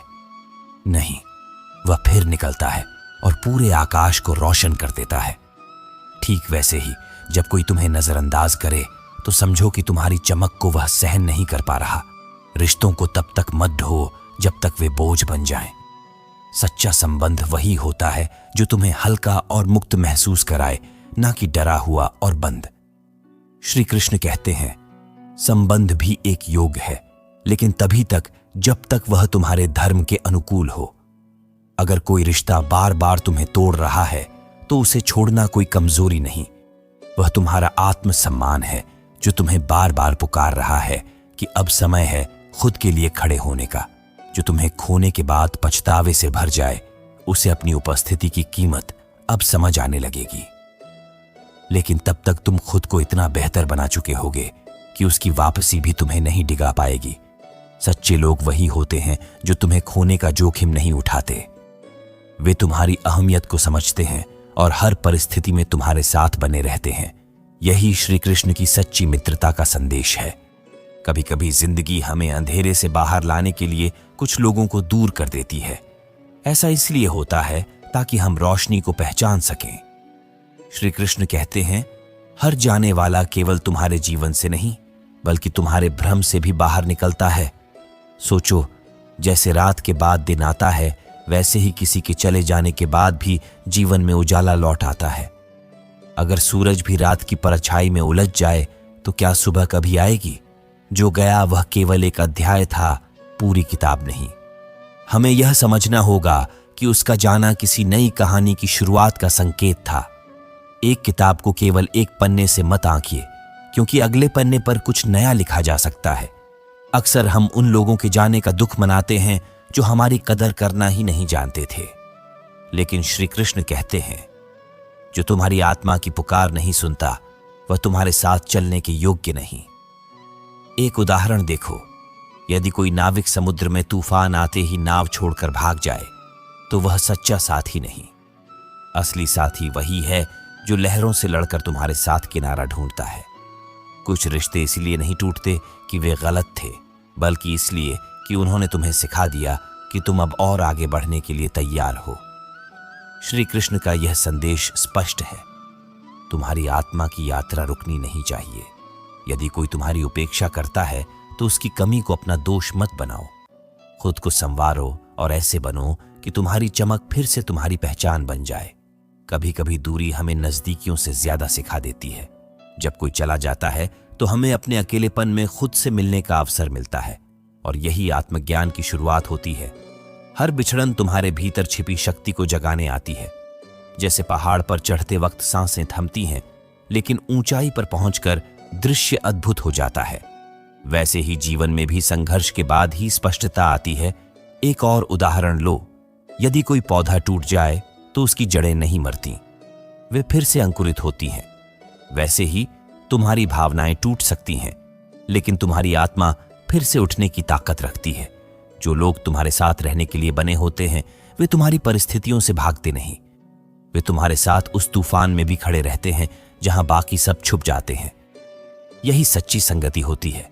श्री कृष्ण कहते हैं, जो तुम्हारा है वह किसी भी परिस्थिति में तुम्हें छोड़कर नहीं जाएगा, और जो तुम्हारा नहीं है वह चाहे जितनी भी कोशिश कर लो तुम्हारे पास टिकेगा नहीं। इसीलिए जाने वालों के पीछे भागो मत। जीवन को इस विश्वास के साथ जियो कि जो तुम्हारा है वह लौट कर अवश्य आएगा, और जो नहीं आए समझो वह तुम्हारी आत्मा की शांति के रास्ते का बोझ था। हर इंसान तुम्हारी कहानी का अंतिम अध्याय नहीं होता। कुछ लोग बस एक पन्ना बनकर आते हैं, तुम्हें सिखाने, परखने और फिर चले जाने के लिए। श्री कृष्ण कहते हैं, जो केवल एक पाठ पढ़ाने आए थे उन्हें पूरी किताब बनाने की जरूरत नहीं। अगर तुम पुराने घावों को ही कुरेदते रहोगे तो नए सपनों को कैसे सजाओगे? जैसे कोई बागबान सूखे पौधों को हटा देता है ताकि नए फूल खिल सकें, वैसे ही तुम्हें भी अपने जीवन से पुरानी पीढ़ाओं को हटाना होगा। हम अक्सर बीते कल की परछाइयों में इतने उलझ जाते हैं कि आज की रोशनी भी नहीं देख पाते। लेकिन सोचो, क्या कोई भी सूरज कल की धूप के भरोसे उगता है? नहीं, वह हर दिन नए सवेरे के लिए चमकता है। एक उदाहरण लो। अगर कोई कलाकार पुरानी अधूरी पेंटिंग को ही बार बार सुधारता रहे तो क्या वह कभी नई रचना बना पाएगा? नहीं, उसे एक नए कैनवास की जरूरत होगी। तुम्हारा जीवन भी वही कैनवास है, कोरा, खुला और तुम्हारे रंगों का इंतजार करता हुआ। जो कुछ तुम्हारे जीवन से चला गया वह सिर्फ एक पन्ना था, लेकिन तुम अभी भी अपनी किताब लिख रहे हो, और तुम्हारी कहानी का सबसे सुंदर हिस्सा अभी बाकी है। श्री कृष्ण कहते हैं, यदि कोई रिश्ता खत्म हो गया तो इसका अर्थ यह नहीं कि प्रेम समाप्त हो गया। कई बार ब्रह्मांड तुम्हें उस जगह ले जाने की तैयारी करता है जो वास्तव में तुम्हारे लिए बनी है। अक्सर लोग बीते रिश्तों को पकड़कर बैठ जाते हैं और सोचते हैं कि वह सब कुछ था, लेकिन जो व्यक्ति तुम्हारे भाग्य का हिस्सा नहीं था, वह चाहे कितना भी अपना लगे, एक दिन चला ही जाएगा। एक और उदाहरण समझो। अगर कोई नाव एक दिशा में आगे नहीं बढ़ रही और बार बार तूफान में फंस रही है, तो क्या वह दिशा सही है? नहीं, दिशा बदलनी पड़ेगी ताकि नाव सुरक्षित किनारे तक पहुंच सके। जिन्हें जाना होता है वे चले जाते हैं। जो तुम्हारे अपने हैं वे लौटकर अवश्य आते हैं, लेकिन जब तक तुम पुराने के लिए दरवाजे खुले रखोगे, नया प्रवेश नहीं कर पाएगा। श्री कृष्ण बार बार यही संदेश देते हैं, कभी किसी एक क्षण में अटक मत जाओ। तुम एक पूरी यात्रा हो और यात्रा को रुकने नहीं देना चाहिए। इसलिए अगर किसी का जाना तुम्हें तोड़ रहा है तो याद रखो, तुम्हारा सबसे खूबसूरत निर्माण अब भी शेष है। तुम्हारी किताब के सबसे शानदार पन्ने अब भी लिखे जाने बाकी हैं। अगर तुम हर समय इसी सोच में रहोगे कि लोग क्या कहेंगे, तो तुम अपने मन की बात कभी नहीं कर पाओगे। यह डर तुम्हें अपने सपनों से दूर कर देगा। दूसरों की राय को सुनना ठीक है, लेकिन अपनी राह खुद बनाना ही असली आजादी है। जो लोग हर वक्त दूसरों के हिसाब से जीते हैं, वे जीवन भर पछताते हैं। इसलिए जरूरी है कि तुम अपने निर्णय खुद लो। सोचो, अगर सूरज यह सोचता कि लोग क्या कहेंगे, तो क्या वह हर दिन उग पाता? वह तो अपने कर्तव्य पर ध्यान देता है और पूरे जगत को उजाला देता है। उसी तरह हमें भी अपने काम और सोच पर विश्वास रखना चाहिए। लोगों की बातों में उलझकर हम अपना प्रकाश कभी नहीं फैला पाएंगे। तुम्हारा जीवन तुम्हारा है, इसका फैसला भी तुम्हारा होना चाहिए। अगर हर कदम पर तुम दूसरों की इजाजत का इंतजार करोगे तो मंजिल दूर होती जाएगी। जो लोग अपनी सोच से आगे बढ़ते हैं वे ही कुछ नया कर पाते हैं। डर को पीछे छोड़ना ही पहला कदम होता है। कभी कभी लोग तुम्हारे सपनों को इसीलिए नहीं समझ पाते क्योंकि वे खुद अपने सपनों से डरते हैं। लेकिन तुम्हें यह याद रखना है कि तुम किस मकसद से चल रहे हो। अगर तुम खुद पर भरोसा रखोगे तो धीरे धीरे दुनिया भी तुम्हें समझने लगेगी। मान लो एक बच्चा चित्र बनाना चाहता है, लेकिन लोग कहें कि यह तो बेकार काम है। अगर वह बच्चा दूसरों की बातों में आकर अपनी कला को छोड़ दे तो वह कभी महान चित्रकार नहीं बन पाएगा। पर अगर वह डटा रहे तो एक दिन उसकी चित्रकारी दुनिया को प्रेरित कर सकती है। कभी कभी तुम्हारा रास्ता सबसे अलग होता है और लोग उसे समझ नहीं पाते, लेकिन इसका मतलब यह नहीं कि वह रास्ता गलत है। अगर तुम्हारे इरादे नेक हैं और तुम मेहनत कर रहे हो तो एक दिन सब सही हो जाएगा। लोगों की समझ समय के साथ बदलती है। दुनिया में बड़े बदलाव उन्हीं लोगों ने किए हैं जो पहले अकेले थे। उन्होंने आलोचना झेली, हंसी उड़ाई गई, लेकिन उन्होंने अपने लक्ष्य को नहीं छोड़ा। वही लोग आज प्रेरणा बन गए हैं। इसलिए तुम भी अपने रास्ते पर विश्वास रखो, भले ही सब साथ ना हो। कभी दूसरों की नजरों में अच्छा दिखने के लिए अपनी सच्चाई मत छोड़ो। असली सफलता तब आती है जब तुम अंदर से संतुष्ट हो। जो लोग दिखावे के पीछे भागते हैं वे बाहर से चमकते हैं पर अंदर से खोखले होते हैं। अपने मन की सुनो और खुद से सच्चे रहो। मान लो तुम पहाड़ चढ़ना चाहते हो, लेकिन लोग कहें कि यह मुश्किल है, तुम नहीं कर पाओगे। अगर तुम डर जाओगे तो कभी ऊपर नहीं पहुंच पाओगे। लेकिन अगर तुम कदम दर कदम चढ़ते रहोगे तो एक दिन वही लोग कहेंगे तुमने कमाल कर दिया। हर इंसान की सोच अलग होती है, इसीलिए सबकी राय अलग होगी। लेकिन तुम हर किसी को खुश करने की कोशिश करोगे तो खुद को खो बैठोगे। यह जरूरी है कि तुम खुद को समझो और अपनी खुशी को प्राथमिकता दो। जो लोग तुम्हारे आत्मविश्वास को तोड़ते हैं उन्हें अपने जीवन से दूर करो। सच्चे लोग तुम्हें सहारा देंगे, ना कि तुम्हें रोकेंगे। अपनी आत्मा की आवाज को सुनो, वह कभी गलत नहीं होती। वही तुम्हें सही दिशा में ले जाएगी। अगर तुमने खुद पर भरोसा कर लिया तो तुम अपने रास्ते खुद बना लोगे। आत्मविश्वास किसी बाहरी चीज से नहीं आता, वह तुम्हारे अंदर छुपा होता है। उसे पहचानो और निखारो, तभी तुम सही मायनों में आगे बढ़ सकोगे। इसलिए याद रखो, लोग क्या सोचते हैं यह उतना मायने नहीं रखता जितना कि तुम अपने बारे में क्या सोचते हो। जब तुम खुद से प्यार करने लगोगे तब दुनिया भी तुम्हें समझने लगेगी। अपनी सोच को ऊंचा रखो और अपनी मंजिल की ओर बढ़ते रहो। खुद को उस इंसान की तरह बनाओ जिसे देखकर लोग प्रेरणा लें, कहें कि इसने कठिनाइयों से लड़कर खुद को निखारा है। तुम्हारा संघर्ष ही तुम्हारी पहचान बने। जो दर्द आज महसूस हो रहा है वही कल तुम्हारी ताकत बनेगा। कठिन समय से गुजरकर ही इंसान असल में मजबूत बनता है। सोचो, अगर कोई खिलाड़ी हर बार हारने से डर जाए तो क्या वो कभी जीत पाएगा? नहीं, वह हार को झेल कर ही आगे बढ़ेगा। एक दिन वही खिलाड़ी चैंपियन कहलाता है क्योंकि उसने हारने के बाद भी प्रयास नहीं छोड़ा।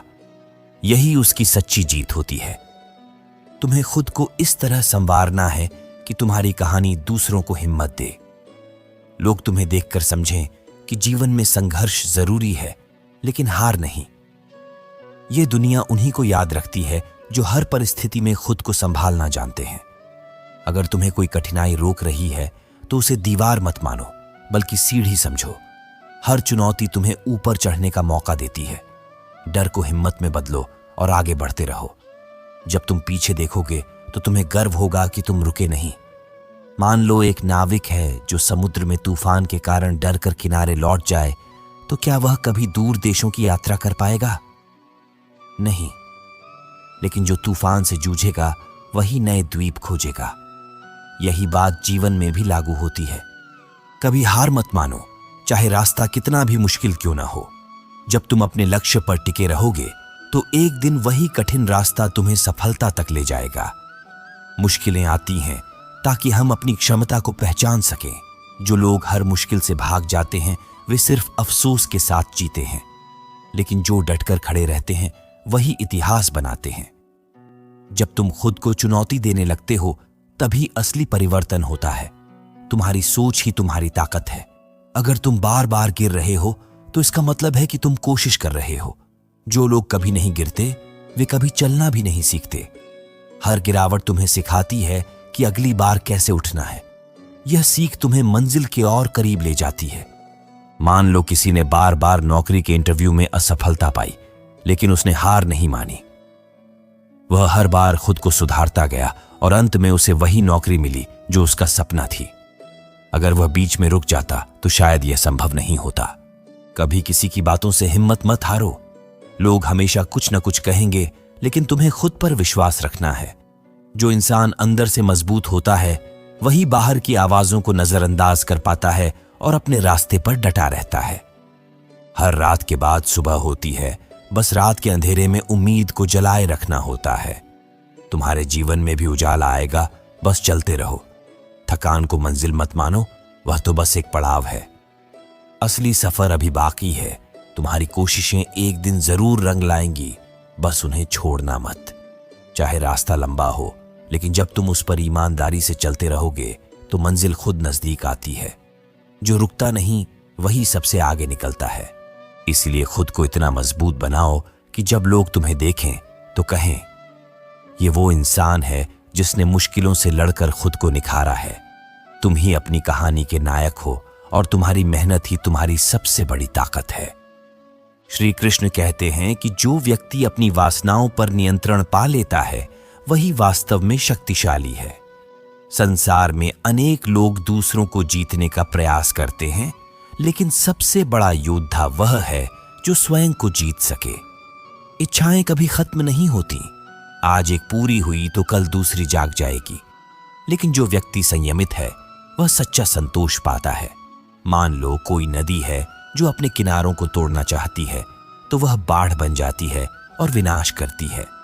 लेकिन वही नदी जब अपनी मर्यादा में बहती है तो खेतों को सींचती है, जीवन देती है।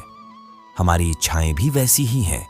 अनुशासन में रहें तो विकास करती हैं, बेकाबू हो जाएं तो विनाश करती हैं। अर्जुन भी जब युद्ध भूमि में मोह में पड़ गए तो श्री कृष्ण ने उन्हें आत्मसंयम का मार्ग दिखाया। उन्होंने कहा, हे पार्थ, जो अपनी इंद्रियों को वश में कर लेता है वही सच्चा ज्ञानी है। संयम का यह भाव अर्जुन को संकल्प की ओर ले गया। सोचो, अगर कोई बच्चा हर समय सिर्फ मिठाई ही खाना चाहे और माता पिता उसे रोके ना, तो क्या उसका स्वास्थ्य ठीक रहेगा? बिल्कुल नहीं। इसलिए जीवन में जरूरी है कि हम केवल इच्छा के पीछे न भागें, बल्कि सही और गलत का निर्णय आत्मसंयम से करें। एक उदाहरण लो। एक विद्यार्थी जो मोबाइल का आकर्षण छोड़कर रोज पढ़ाई करता है वह ही सफलता को छूता है। वहीं जो हर दिन कल से पढ़ लूंगा कहता है वह पीछे रह जाता है। जीवन में सफलता उसी की होती है जो अपने मन को अपने लक्ष्य के अधीन कर ले। मनुष्य का मन चंचल होता है, यह हर समय कुछ न कुछ चाहता है। लेकिन श्री कृष्ण का उपदेश यही कहता है कि मन को बांधो नहीं, समझाओ, उसे अपने जीवन लक्ष्य की ओर मोड़ो। जब मन साधना में लग जाता है तब जीवन में चमत्कार घटित होते हैं। कभी सोचा है ऋषि मुनि इतने तेजस्वी क्यों होते थे? क्योंकि उनका जीवन संयम और नियम से बंधा था। वे भोग में नहीं, योग में आनंद ढूंढते थे। इसलिए उनकी वाणी आज भी अमर है और उनका प्रभाव युगों तक रहता है। एक आम व्यक्ति अगर हर छोटी बात पर गुस्सा करता है तो वह अपनी ऊर्जा नष्ट करता है। लेकिन जो क्रोध आने पर भी शांत रहना सीख लेता है वही आत्मसंयम का स्वामी कहलाता है। ऐसा व्यक्ति भीतर से भी शांत और बाहर से भी मजबूत होता है।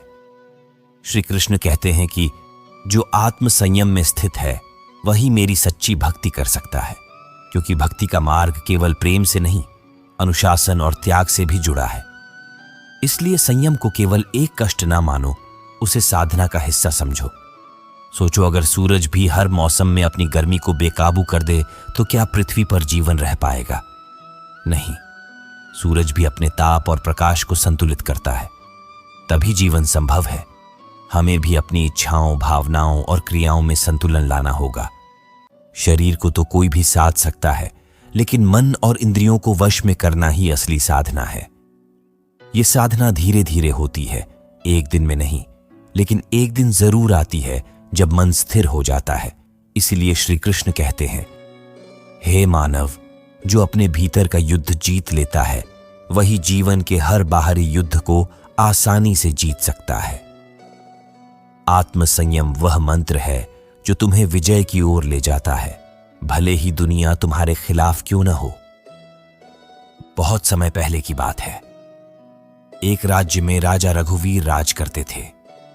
वे वीर, न्यायप्रिय और अत्यंत ज्ञानी राजा थे, लेकिन उन्हें अपने पराक्रम पर बड़ा गर्व था। वे सोचते थे कि संसार में सबसे शक्तिशाली वही हैं जिन्होंने अपने शत्रुओं को पराजित किया है और जिनका भय दूर दूर तक फैला है। एक दिन उनके दरबार में एक वृद्ध साधु आए। वे शांत थे, विनम्र थे, पर उनकी आंखों में गहरी चमक थी। राजा ने उनका आदरपूर्वक स्वागत किया और उनसे पूछा, मुनिवर, क्या आप मुझे आशीर्वाद देंगे कि मैं संसार का सबसे शक्तिशाली राजा बन सकूं? साधु मुस्कुराए और बोले, राजन, यदि आप सचमुच शक्ति चाहते हैं तो कल भोर होते ही नगर के उत्तर दिशा में स्थित कुटिया में आ जाइए। वहां आपको वह शक्ति देखने को मिलेगी जो इस संसार में सबसे ऊंची मानी जाती है। राजा को बहुत आश्चर्य हुआ, लेकिन उन्होंने साधु की बात मानी। अगली सुबह वे घोड़े पर सवार होकर उस कुटिया की ओर बढ़े। जब वे वहां पहुंचे तो देखा एक छोटा सा ब्राह्मण बालक उपवास कर रहा था। उसकी आंखें शांत थीं, चेहरा तेजस्वी था और वह ध्यान की स्थिति में था। राजा को क्रोध आया। उन्होंने सोचा, क्या यह बालक मुझे सिखाएगा कि शक्ति क्या है? एक बच्चा जो ना तलवार चला सकता है, ना युद्ध कर सकता है, ना राज्य कर सकता है, यह मुझसे अधिक शक्तिशाली कैसे हो सकता है? उन्होंने साधु से कहा, यह तो मेरा अपमान है। आप मुझे एक योद्धा या विद्वान से मिलवाते। यह तो मात्र एक ब्राह्मण बालक है। साधु ने शांति से कहा, राजन, आप देखिए, यह बालक कल से भूखा है। उसकी आंखों के सामने अनेक स्वादिष्ट भोजन रखे गए, लेकिन वह टस से मस नहीं हुआ। उसकी देह थक गई है, लेकिन उसका मन स्थिर है। वह तप कर रहा है, आत्मसंयम का। आपने युद्ध में दूसरों को हराया है, लेकिन क्या आप अपनी इच्छा को जीत सकते हैं? राजा स्तब्ध रह गए।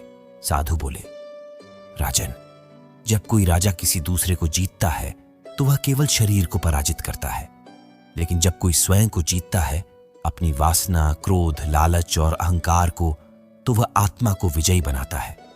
यही सच्ची शक्ति है। राजा के मन में कुछ टूट गया। उन्हें अपने भीतर के अहंकार का बोध हुआ। उन्होंने उस बालक के चरणों में झुककर प्रणाम किया और कहा, आज मुझे ज्ञात हुआ कि असली योद्धा वही है जो अपने मन को साध लेता है। मेरी तलवारों ने लाखों को जीता, लेकिन आज इस बालक के आत्मसंयम ने मुझे जीत लिया। वह दिन राजा रघुवीर के जीवन का परिवर्तन बिंदु बना।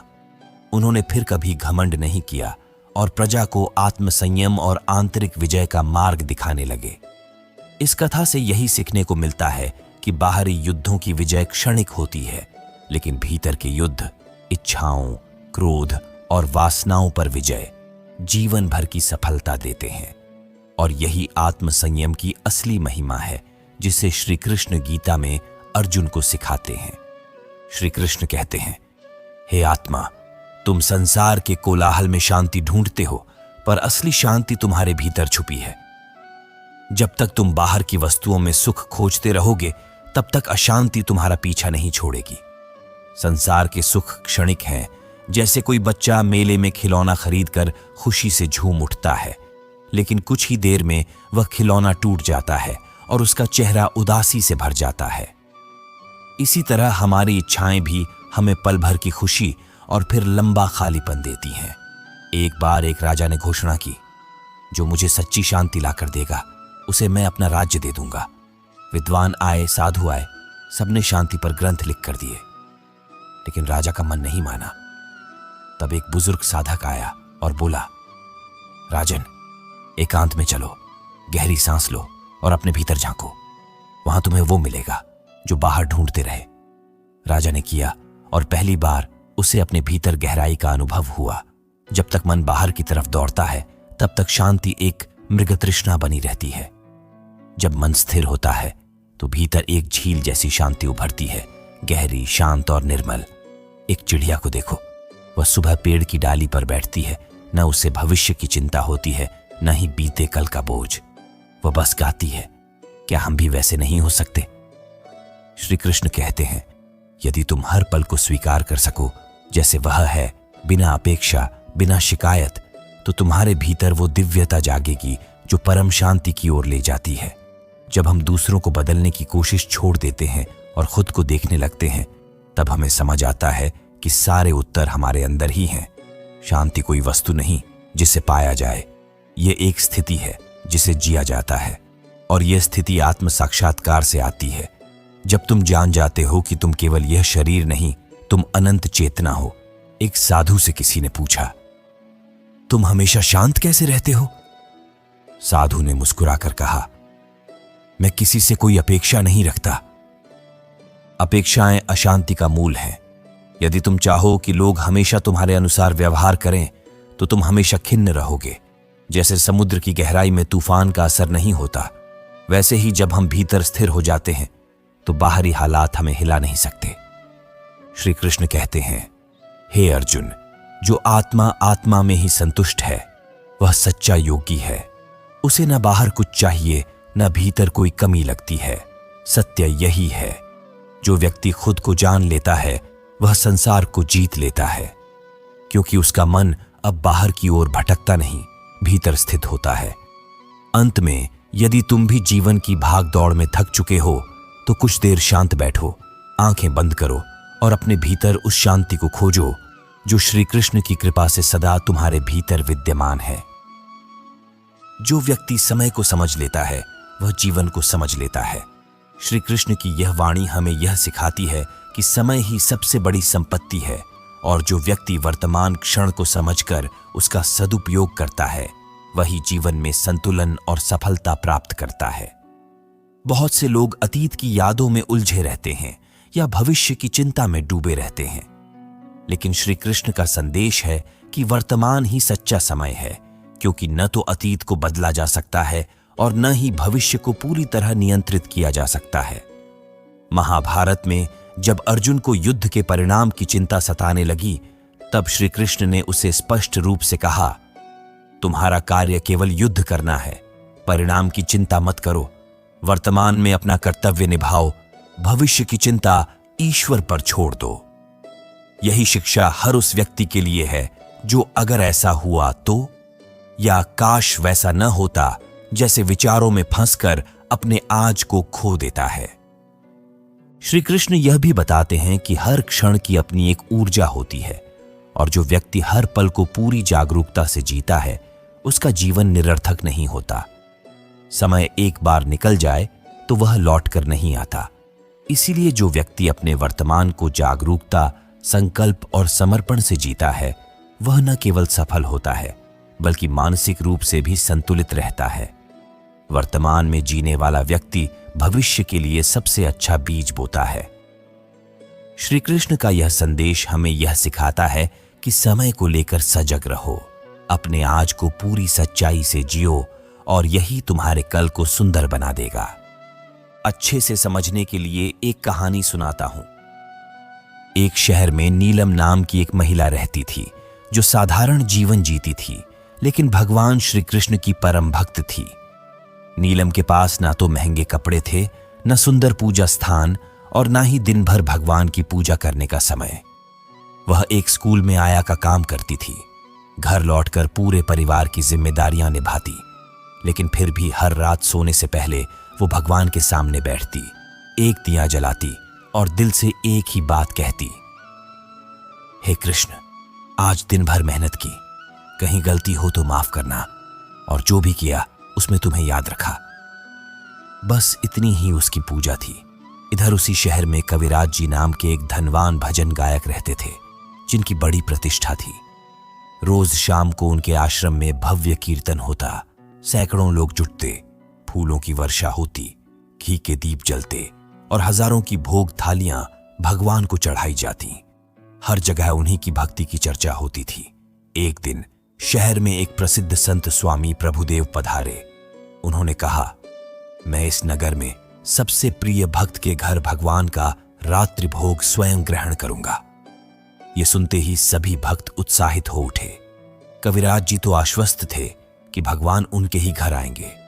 रात्रि आई। पूरा शहर इस बात की प्रतीक्षा कर रहा था कि संत किसके घर जाते हैं। लेकिन आश्चर्य तब हुआ जब संत चुपचाप भीड़ से निकलकर एक संकरी गली में पहुंचे और नीलम के छोटे से घर का दरवाजा खटखटाया। नीलम घबरा गई और बोली, गुरुदेव, मेरे पास तो भगवान के लिए देने लायक कुछ भी नहीं है, बस थोड़ा सा दूध और एक रोटी है। संत मुस्कुराए और बोले, मां, आज भगवान उसी के घर भोजन करेंगे जहां उन्हें प्रेम और सच्चाई मिले। उन्होंने तुम्हारे प्रेम को हर रात अनुभव किया है। नीलम ने कांपते हाथों से वह रोटी और दूध भगवान के आगे रखा और जब संत ने आरती शुरू की तो लोगों ने देखा कि उस छोटे से कमरे में एक दिव्य प्रकाश फैल गया। ऐसा लगा जैसे स्वयं श्री कृष्ण वहां उपस्थित हैं। दूसरे दिन पूरे नगर में यही चर्चा थी। भगवान ने नीलम के घर रोटी खाई। कविराज जी ने संत से पूछा, स्वामी जी, मैंने तो सालों से भक्ति की, भजन गाए, भव्य आयोजन किए, फिर भी भगवान मेरे घर क्यों नहीं आए? संत बोले, तुमने सब कुछ किया, पर उसमें मैं था। नीलम के पास कुछ नहीं था, पर उसमें सिर्फ प्रेम था। श्री कृष्ण प्रेम के भूखे हैं, प्रदर्शन के नहीं। उन्होंने वही अपनाया जहां उन्हें निस्वार्थ भाव मिला। उस दिन के बाद कविराज जी ने भी अपनी भक्ति की दिशा बदली। अब उन्होंने भजन के हर शब्द में अहंकार नहीं, समर्पण भर दिया। इस कहानी से यह स्पष्ट होता है कि भगवान को दिखावा नहीं, हृदय का प्रेम चाहिए। जो एक रोटी भी प्रेम से देता है वह 1000 थालियों से अधिक मूल्यवान होता है। अत्यधिक कुछ भी दुख का कारण बनता है, चाहे वह परिश्रम हो या विश्राम, भोजन हो या उपवास, मौन हो या वाणी। श्री कृष्ण का यह संदेश हमें यह सिखाता है कि जीवन में संतुलन ही सुख और सफलता की कुंजी है। कोई भी व्यक्ति अगर किसी एक दिशा में अधिक झुक जाए, जैसे केवल काम करे और विश्राम न ले, केवल खाए और व्यायाम न करे, केवल बोले और सुनना न सीखे, तो वह शारीरिक और मानसिक रूप से थकने लगेगा। महाभारत में जब अर्जुन योग और आत्मचिंतन की बात करता है तो श्री कृष्ण उसे यह समझाते हैं कि सिर्फ साधना या सिर्फ युद्ध कोई एक चीज तुम्हें संपूर्ण नहीं बना सकती। जीवन में सफलता उन्हीं को मिलती है जो हर क्षेत्र में संतुलन बनाए रखते हैं। श्री कृष्ण यह भी बताते हैं कि जो व्यक्ति अपने जीवन के हर पहलू में संतुलन बनाकर चलता है वह अधिक आनंदमय और प्रभावशाली जीवन जीता है। न अधिक बोलना, न अधिक चुप रहना, न अधिक खाना, न अधिक उपवास, न अत्यधिक काम, न अत्यधिक आराम, यही मध्यम मार्ग है और यही जीवन को सरल, सुंदर और सफल बनाता है। संतुलन केवल जीवन शैली की बात नहीं, यह सोचने, समझने और प्रतिक्रिया देने की कला भी है। श्री कृष्ण का यह संदेश हमें हर क्षेत्र में संतुलित होने के लिए प्रेरित करता है, ताकि हम न तो आलसी बने, न ही अति उत्साही, बल्कि शांति, सजगता और विवेक के साथ जीवन का आनंद ले सकें। एक बार की बात है, एक छोटे से गांव में मीरा नाम की एक विधवा महिला रहती थी। उसके पास न तो अधिक धन था, न ही कोई बड़ा परिवार। वह अकेली थी और जीवन की कई कठिनाइयों का सामना कर चुकी थी, लेकिन उसकी आत्मा में भगवान श्री कृष्ण के लिए एक अद्भुत प्रेम और निस्वार्थ भक्ति बसती थी। हर दिन वह अपने छोटे से आंगन में बैठती, एक सादा दीपक जलाती और एक छोटा सा तुलसी का पत्ता भगवान को अर्पित करती। यही उसकी पूजा थी। न कोई माला, न घंटे, न आरती, सिर्फ प्रेम और सच्चा समर्पण। गांव के लोग अक्सर उसका मजाक उड़ाते थे। वे कहते, मीरा, क्या भगवान तुलसी के एक पत्ते से प्रसन्न होंगे? हम तो हर दिन महंगे फूल, मिठाइयां और चांदी की थालियों में भोग चढ़ाते हैं। लेकिन मीरा कभी जवाब नहीं देती, बस मुस्कुराकर कहती, भगवान तो भाव के भूखे हैं। अगर मेरी श्रद्धा सच्ची है तो मेरा पत्ता भी उन्हें प्रिय होगा। उसी गांव में बद्रीनाथ नाम का एक व्यापारी रहता था जो अपनी भक्ति का बहुत दिखावा करता था।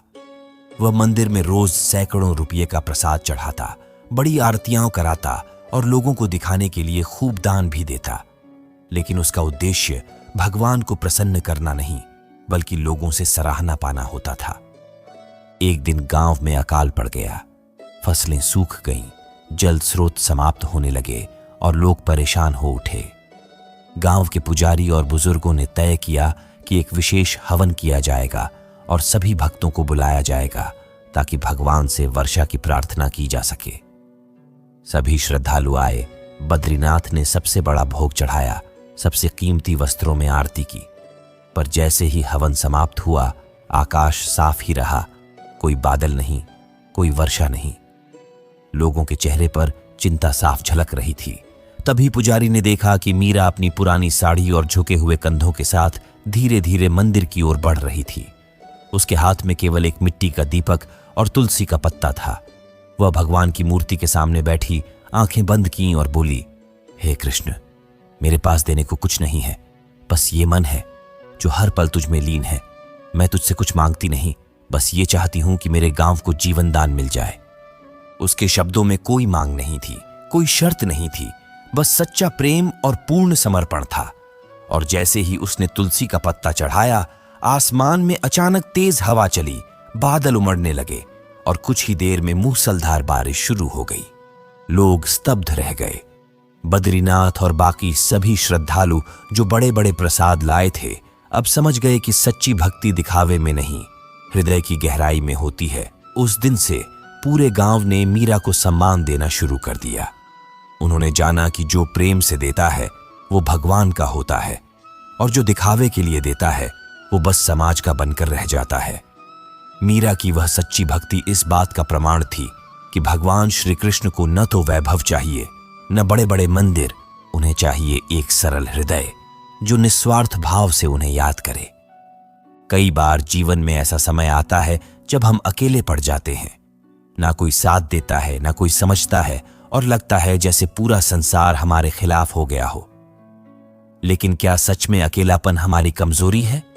नहीं, कभी कभी अकेलापन ही वह अवसर होता है जब हम स्वयं को सबसे बेहतर समझ पाते हैं। ये वह समय होता है जब दुनिया की आवाजें शांत हो जाती हैं और आत्मा की आवाज सुनाई देने लगती है। श्री कृष्ण ने भी अर्जुन से कहा था, हे पार्थ, तू केवल अपना धर्म निभा, चाहे कोई साथ दे या नहीं। अर्जुन को भी लगा था कि पूरा कौरव वंश उसके विरुद्ध खड़ा है, लेकिन श्री कृष्ण ने उसे यह सिखाया कि भीड़ हमेशा सत्य के साथ नहीं होती। अकेले चलना पड़े तो भी धर्म से पीछे नहीं हटना चाहिए। जरा सोचो, जंगल में शेर अकेला चलता है, लेकिन फिर भी वह जंगल का राजा कहलाता है, क्योंकि उसकी ताकत उसकी संख्या में नहीं, उसकी निडरता और आत्मविश्वास में है। उसी तरह जीवन में भी तुम्हें कई बार अकेले फैसले लेने होंगे, अकेले चलना होगा, लेकिन वह तुम्हारी ताकत बन सकता है। मान लो एक युवक है जो साधारण परिवार से है और उसे लेखक बनना है, लेकिन उसके आसपास के सभी लोग डॉक्टर या इंजीनियर बन रहे हैं। वह जब अपने सपने की बात करता है तो सब उसे ताने देते हैं। वह अकेला पड़ जाता है, लेकिन वह हिम्मत नहीं हारता। वह लिखता रहता है, अभ्यास करता है, और एक दिन उसकी किताबें लाखों दिलों तक पहुंचती हैं। क्या वह शुरुआत में अकेला था? हां, लेकिन वही अकेलापन उसकी प्रेरणा बना। भीड़ के साथ चलना आसान होता है क्योंकि वहां सवाल नहीं होते, लेकिन जब तुम अलग रास्ता चुनते हो तो हर कदम पर तुम्हें जवाब देना होता है, खुद को भी और दुनिया को भी। ऐसे समय में अगर तुम्हारे भीतर दृढ़ विश्वास है तो तुम्हारा अकेलापन भी एक महाशक्ति बन जाता है। श्री कृष्ण ने गीता में बार बार आत्मबोध पर जोर दिया है। जो व्यक्ति स्वयं को जान लेता है वही सच्चे अर्थ में मुक्त हो जाता है। जब हम अकेले होते हैं तभी हमें आत्मनिरीक्षण का समय मिलता है। ये वह समय होता है जब हम अपने उद्देश्य को साफ साफ देख पाते हैं। कभी कभी अकेले चलने का मतलब यह नहीं कि कोई तुम्हारे साथ नहीं है, बल्कि यह कि ईश्वर चाहता है कि तुम अपनी यात्रा खुद समझो। यह एक परीक्षा होती है। क्या तुम अपने मूल्य, अपने सिद्धांतों पर अडिग रह सकते हो? एक उदाहरण, और लो महाभारत में कर्ण भी अकेला था। समाज ने उसे तिरस्कृत किया, लेकिन फिर भी उसने अपनी काबिलियत से सबको चौंका दिया। भले ही वह गलत पक्ष में खड़ा था, लेकिन उसकी कहानी आज भी प्रेरणा देती है कि कैसे एक अकेला इंसान भी अपनी पहचान बना सकता है। तुम्हारा अकेलापन एक विराम नहीं है, यह तैयारी का समय है। ये वो समय है जब ब्रह्मांड तुम्हें एक नई दिशा में मोड़ रहा होता है। बस तुम्हें इस बदलाव को समझने की जरूरत है। अकेले चलने वाले लोग ही इतिहास बनाते हैं, वे ही समाज में बदलाव लाते हैं। वे ही नई सोच लाते हैं। यदि तुम आज अकेले हो तो घबराओ मत। शायद ईश्वर तुम्हें उस रास्ते पर ले जा रहा है जहां तुम्हें भीड़ नहीं, आत्मबल की जरूरत है। अंततः याद रखो, जब तक तुम खुद को समझते नहीं तब तक कोई दूसरा तुम्हें नहीं समझ सकता। और खुद को समझने के लिए कभी कभी भीड़ से दूर जाना पड़ता है। ये दूर होना अलगाव नहीं, आत्म जागृति की ओर पहला कदम होता है। एक छोटा सा गांव था, शांत, सुंदर, लेकिन परंपराओं में जकड़ा हुआ। वहीं रहता था एक लड़का, आरव। बाकी बच्चों से थोड़ा अलग था। जहां बच्चे खेतों में खेलते, आरव चुपचाप पेड़ की छांव में बैठकर कागज पर कुछ न कुछ लिखता रहता था। कभी कविता, कभी कहानी, कभी सपनों की बातें। गांव वाले उसे अजीब समझते थे। लड़कियों जैसे काम करता है, कहानी लिखकर क्या करेगा, बड़ा होकर क्या कवि बनेगा। ताने हर रोज सुनने को मिलते। स्कूल में भी उसे चिढ़ाया जाता और यहां तक कि उसके अपने पिता भी कहते, कागज कलम छोड़, हल उठा। आरव चुप रहता था। वह जानता था कि उसकी राह आसान नहीं है, लेकिन उसे यकीन था उसकी लेखनी किसी दिन लोगों की रूह को छू जाएगी। एक दिन उसकी मां ने देखा कि आरव देर रात तक मोमबत्ती की रोशनी में लिख रहा है। मां ने प्यार से पूछा, इतनी रात को क्या कर रहे हो बेटा? आरव बोला, मां, बस आज ये कहानी पूरी करनी है, क्या पता कल फिर मौका ना मिले। मां कुछ नहीं बोली, बस चुपचाप उसके सिर पर हाथ फेरा। समय बीतता गया। स्कूल खत्म हुआ। बाकी बच्चे शहर गए, किसी ने नौकरी पकड़ ली, कोई दुकान खोल बैठा, लेकिन आरव वहीं रहा, अकेला। गांव के लोग अब उसे नालायक कहने लगे। लोग मां बाप को कहते, बेटा तो निकम्मा निकला, ना कुछ कमाता है ना कुछ करता है। लेकिन आरव अब हर दिन अपनी कहानियां दिल्ली, मुंबई के पब्लिशर्स को भेजने लगा। बार बार रिजेक्ट होता, मगर फिर भी लिखता रहा। फिर एक दिन एक फोन आया, एक बड़े पब्लिशिंग हाउस से। हेलो, क्या आप आरव बोल रहे हैं? आपकी कहानी कागज का फूल हमें मिली और यकीन मानिए ये कहानी दिल को छू गई। हम इसे पब्लिश करना चाहते हैं। आरव सन्न रह गया। उसी कहानी को जो उसने अपनी मां के कैंसर के दर्द को देखकर लिखी थी, अब सब तक पहुंचने वाली थी। कुछ महीनों में वह किताब छप गई और जैसे ही लोगों ने पढ़ी, आंसू रोक न सके। सोशल मीडिया पर वायरल हो गई। बड़े बड़े लेखक उसकी तारीफ करने लगे। शहर से पत्रकार गांव आए, उसी घर में जिसे कभी नाकाम बेटा कहा जाता था। और उस दिन गांव की चौपाल पर पहली बार किसी ने कहा, आरव, तू तो सच में गांव का गर्व है। आरव मंच पर खड़ा था और उसकी आंखें अपनी मां को ढूंढ रही थीं, जो अब इस दुनिया में नहीं थी। वो मुस्कुराया और बस एक बात बोली, मां ने मुझ पर यकीन किया था जब सबने मुझसे मुंह मोड़ा था। शायद इसलिए ही मैं अकेले चलते चलते आज यहां तक पहुंच पाया। अकेले चलना दर्द देता है, लेकिन वही रास्ता अगर विश्वास से भरा हो तो एक दिन वो मंजिल तक जरूर पहुंचता है। और पूरी दुनिया देखती है कि अकेले चलने वाला भीड़ से कहीं आगे होता है। श्रद्धावान लभते ज्ञानन तत्परः संयतेन्द्रिय ज्ञानन लब्ध्वा परां शांतिमचिरेणाधिगच्छति। अपने स्वरूप को स्वीकार करो, स्वयं से प्रेम करो, क्योंकि तुम अद्वितीय और ईश्वर का अंश हो। श्री कृष्ण की यह वाणी हमें सिखाती है कि जीवन की वास्तविक सफलता और आनंद स्वयं को पूरी तरह स्वीकार करने से आती है। कई बार हम दूसरों जैसा बनने के प्रयास में अपना मूल स्वरूप खो देते हैं। हम स्वयं को कभी दूसरों से कम, कभी दूसरों से बेहतर साबित करने में लगे रहते हैं। इसी तुलना में व्यक्ति अपने वास्तविक गुणों को भूल जाता है। महाभारत में अर्जुन को भी कई बार स्वयं पर संदेह हुआ। उसने श्री कृष्ण से कहा, हे कृष्ण, क्या मैं सचमुच इस युद्ध के लिए योग्य हूं? कहीं मैं अपने भाई भीम, युधिष्ठिर या गुरु द्रोण जितना शक्तिशाली नहीं हूं। तब श्री कृष्ण ने उसे समझाया, हे पार्थ, तुम जैसे हो वैसे ही अपने आप में संपूर्ण और श्रेष्ठ हो। तुम्हें किसी की नकल करने की आवश्यकता नहीं है। अपने गुणों को पहचानो और उसी के अनुसार कर्म करो। श्री कृष्ण बताते हैं कि स्वयं को स्वीकार करना आत्मसम्मान और आत्म प्रेम की पहली सीढ़ी है। जब तक हम अपने गुणों, कमजोरियों और अपनी सच्चाई को पूरी ईमानदारी से स्वीकार नहीं करते, तब तक हम भीतर से कमजोर और असंतुष्ट रहते हैं। जो व्यक्ति स्वयं को पूरी तरह स्वीकार करता है, वही आत्मविश्वास और वास्तविक आनंद से भर उठता है। श्री कृष्ण यह भी समझाते हैं कि हर व्यक्ति ईश्वर की एक विशेष रचना है। ईश्वर ने सभी को विशेष गुण और क्षमताएं देकर भेजा है। यदि हम अपनी उन विशेषताओं को पहचान लें और स्वयं की तुलना दूसरों से करना छोड़ दें, तो हम अपने जीवन का सर्वोत्तम उपयोग कर सकते हैं। स्वयं को जानो, स्वयं को स्वीकार करो और अपनी अद्वितीयता को जियो, क्योंकि यही सच्ची मुक्ति और आनंद की राह है। श्री कृष्ण के इन शब्दों में गहरा अर्थ छुपा है, जो हमें यह सिखाता है कि वास्तविक खुशी तभी मिलती है जब हम स्वयं को पूरे दिल से स्वीकार करते हैं। एक गांव में मोहन नाम का एक किसान रहता था। वह बड़ा मेहनती, नेक और सरल स्वभाव का था। उसके पास खेती के लिए जमीन बहुत कम थी, लेकिन वह उसी छोटी सी जमीन पर पूरी ईमानदारी से मेहनत करता और अपने परिवार का पालन पोषण करता। गांव में सभी लोग उसे उसकी ईमानदारी और दया की वजह से बहुत पसंद करते थे।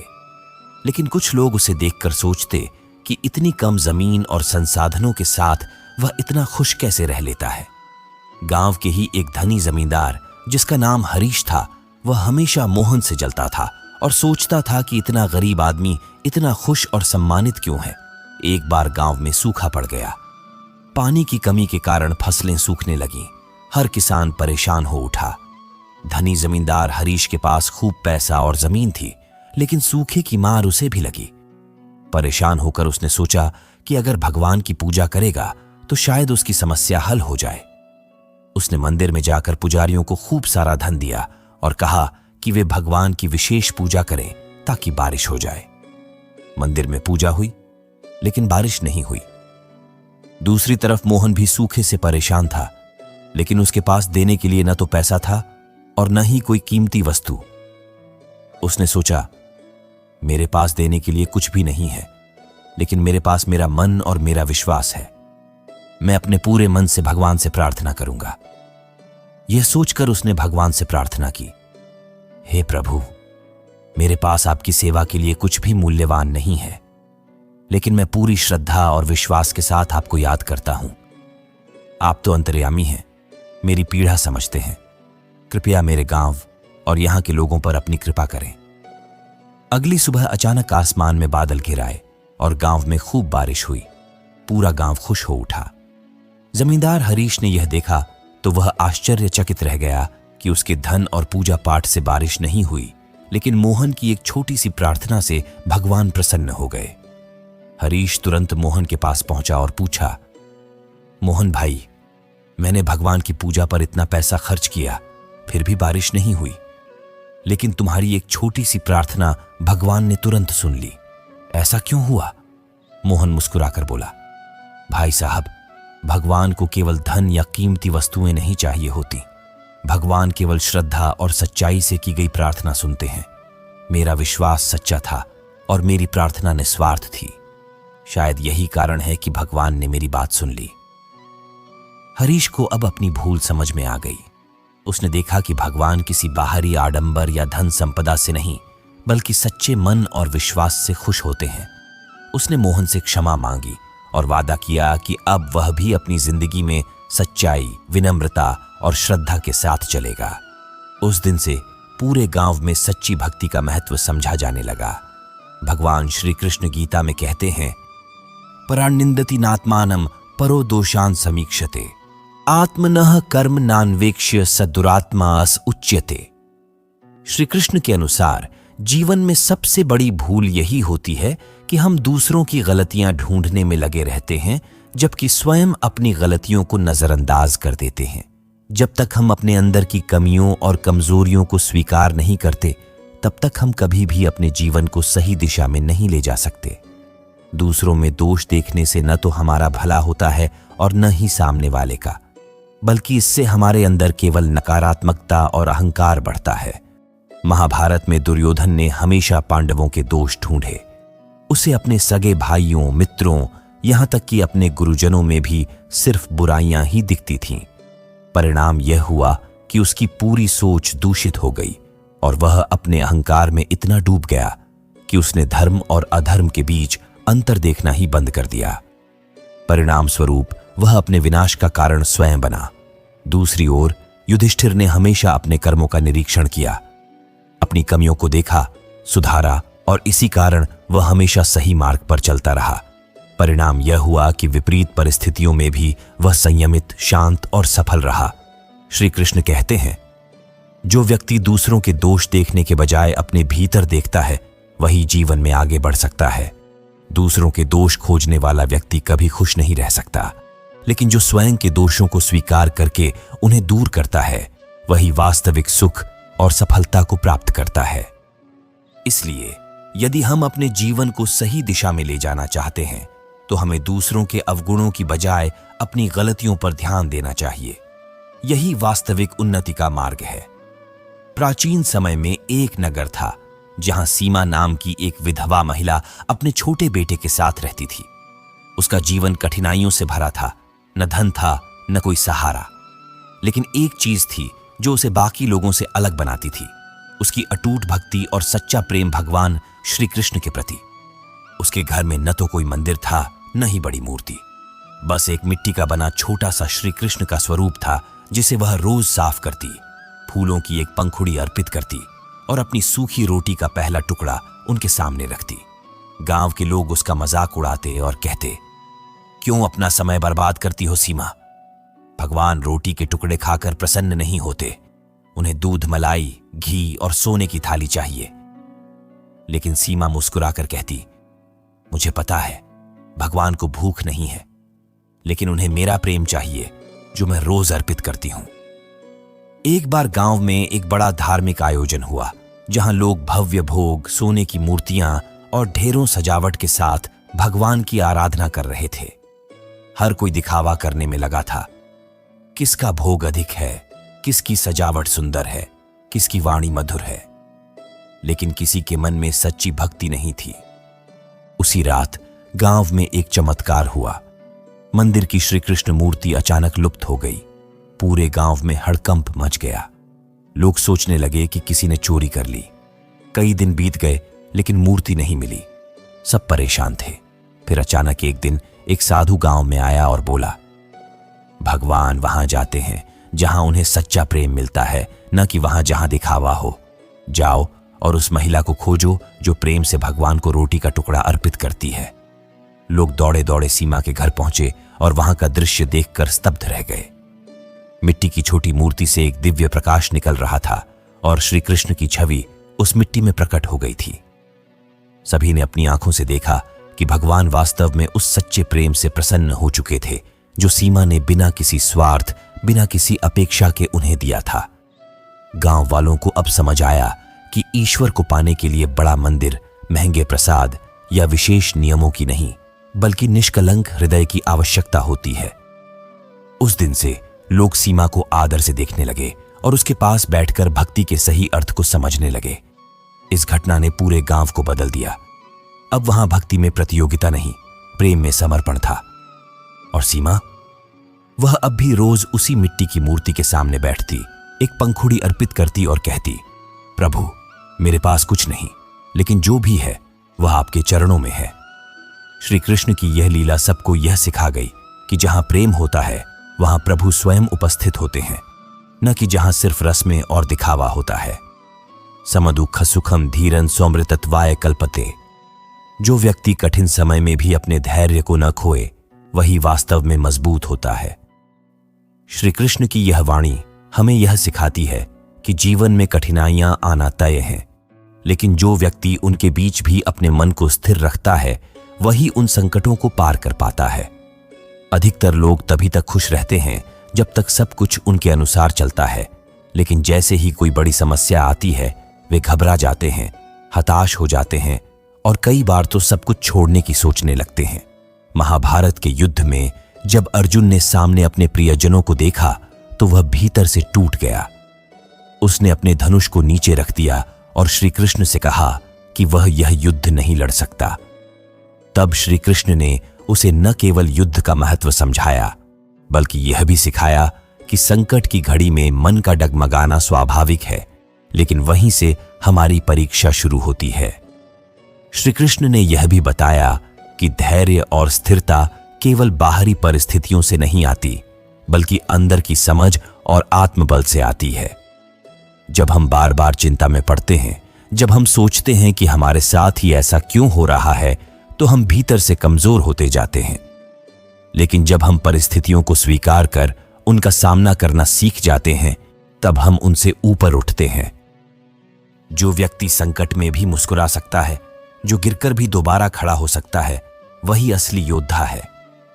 श्री कृष्ण का यह संदेश हमें यह सिखाता है कि अगर हम चाहते हैं कि जीवन में स्थायी शांति और सफलता मिले, तो हमें केवल अच्छे समय में नहीं, बल्कि बुरे समय में भी अपने मन को स्थिर रखना सीखना होगा। नीलू एक घरेलू महिला थी जो हर दिन मंदिर में घंटों भगवान की पूजा करती थी। वह हमेशा सोचती थी कि भक्ति का मतलब है लंबे समय तक मंत्र जपना, पूजा पाठ करना और उपवास रखना। वह हर चीज में परंपरा और विधि की कठोरता को मानती थी और यही सोचती थी कि इससे ही भगवान प्रसन्न होंगे। लेकिन घर में उसकी बहू आरती थोड़ी अलग सोच रखती थी। वह पूजा जरूर करती थी, लेकिन उसका ज्यादातर ध्यान लोगों की मदद करने, जरूरतमंदों को खाना देने और आसपास के बच्चों को पढ़ाने में रहता था। नीलू को यह सब व्यर्थ लगता था। वह कहती, भगवान को अगर प्रसन्न करना है तो समय से पूजा पाठ और व्रत जरूरी है, सेवा से कुछ नहीं होता। एक दिन गांव में एक बड़ा धार्मिक आयोजन हुआ जिसमें एक संत को आमंत्रित किया गया। उनका नाम था स्वामी विभुदेव। जब वे मंच पर पहुंचे तो उन्होंने लोगों से एक प्रश्न पूछा, आप में से सबसे बड़ा भक्त कौन है? सभी ने अपने अपने अनुभव बताने शुरू किए। किसी ने कहा वह रोज 4 घंटे पूजा करता है, किसी ने कहा उसने 100 बार गीता पढ़ी है, तो किसी ने बताया उसने 30 मंदिर बनवाए हैं। स्वामी जी मुस्कुराए और बोले, मैं आप सबको एक कहानी सुनाता हूं, फिर आप खुद तय करना कि सच्चा भक्त कौन होता है। उन्होंने कहानी शुरू की। एक नगर में 2 स्त्रियां रहती थीं। एक हर दिन घंटों पूजा पाठ करती थी, लेकिन कभी किसी से मीठा बोलती नहीं थी। घर वालों पर क्रोध करती और पड़ोसियों को ताना मारती। दूसरी स्त्री कम समय पूजा करती, लेकिन दिन भर दूसरों की मदद करती, भूखों को खिलाती, बीमार की सेवा करती और हर किसी से प्रेम से बात करती। एक दिन भगवान ने नगर में अवतरित होकर घोषणा की, मैं आज एक सच्चे भक्त के घर भोजन करूंगा। सभी ने सोचा कि भगवान उस पहली स्त्री के घर जाएंगे, क्योंकि वह सबसे ज्यादा पूजा करती थी। लेकिन भगवान दूसरी स्त्री के घर गए, जिसने सेवा और प्रेम को भक्ति का रूप बना लिया था। सुनते ही सभा में सन्नाटा छा गया। नीलू की नजरें आरती से मिली और उसे पहली बार समझ आया कि सच्ची भक्ति केवल घंटों की पूजा नहीं होती, बल्कि वो हर कर्म होता है जो प्रेम, निस्वार्थता और ईमानदारी से किया जाए। उस दिन के बाद नीलू ने अपनी पूजा की परिभाषा बदल दी। अब वह केवल मंत्र नहीं जपती थी, बल्कि आरती के साथ लोगों की सेवा में भी हाथ बंटाती थी। और अब वह हर बार भगवान से कहती थी, हे प्रभु, अगर मेरी भक्ति में भाव नहीं तो वह शुष्क है। अब मैं आपको हर जीव में, हर सेवा में देखती हूं। श्रेयान् स्वधर्मो विगुणः परधर्मात् स्वनुष्ठितात् स्वभाव नियतं कर्म कुर्वन् आपनोति किल्बिषम्। अर्थात दूसरों के धर्म का पालन करने से अपना धर्म, चाहे उसमें दोष क्यों न हो, श्रेष्ठ होता है, क्योंकि स्वभाव के अनुरूप किया गया कर्म पाप नहीं देता। जो जैसा है, अगर वह उसी रूप में श्रेष्ठ बनने का प्रयास करे तो वह न केवल सफल होता है, बल्कि भीतर से संतुष्ट भी रहता है। श्री कृष्ण का यह संदेश हमें सिखाता है कि हमें कभी भी किसी और की राह की नकल नहीं करनी चाहिए। हर व्यक्ति की अपनी योग्यता, स्वभाव और आत्मा का रास्ता होता है। अगर हम दूसरों की नकल में अपने रास्ते से भटकते हैं तो चाहे कितना भी नाम कमा लें, भीतर से अधूरापन बना रहता है। महाभारत में अर्जुन एक योद्धा था, लेकिन युद्ध के समय उसके भीतर एक सन्यासी की भावना आ गई। वह सोचने लगा कि क्या मैं अपने स्वजनों का वध करूं या नहीं। तब श्री कृष्ण ने उसे यह स्मरण कराया कि हे पार्थ, तुम्हारा स्वधर्म क्षत्रिय का है, लड़ना, अन्याय का प्रतिकार करना। यदि तुम अपना धर्म त्याग कर किसी और की भूमिका निभाने लगोगे तो यह तुम्हारे लिए उचित नहीं होगा।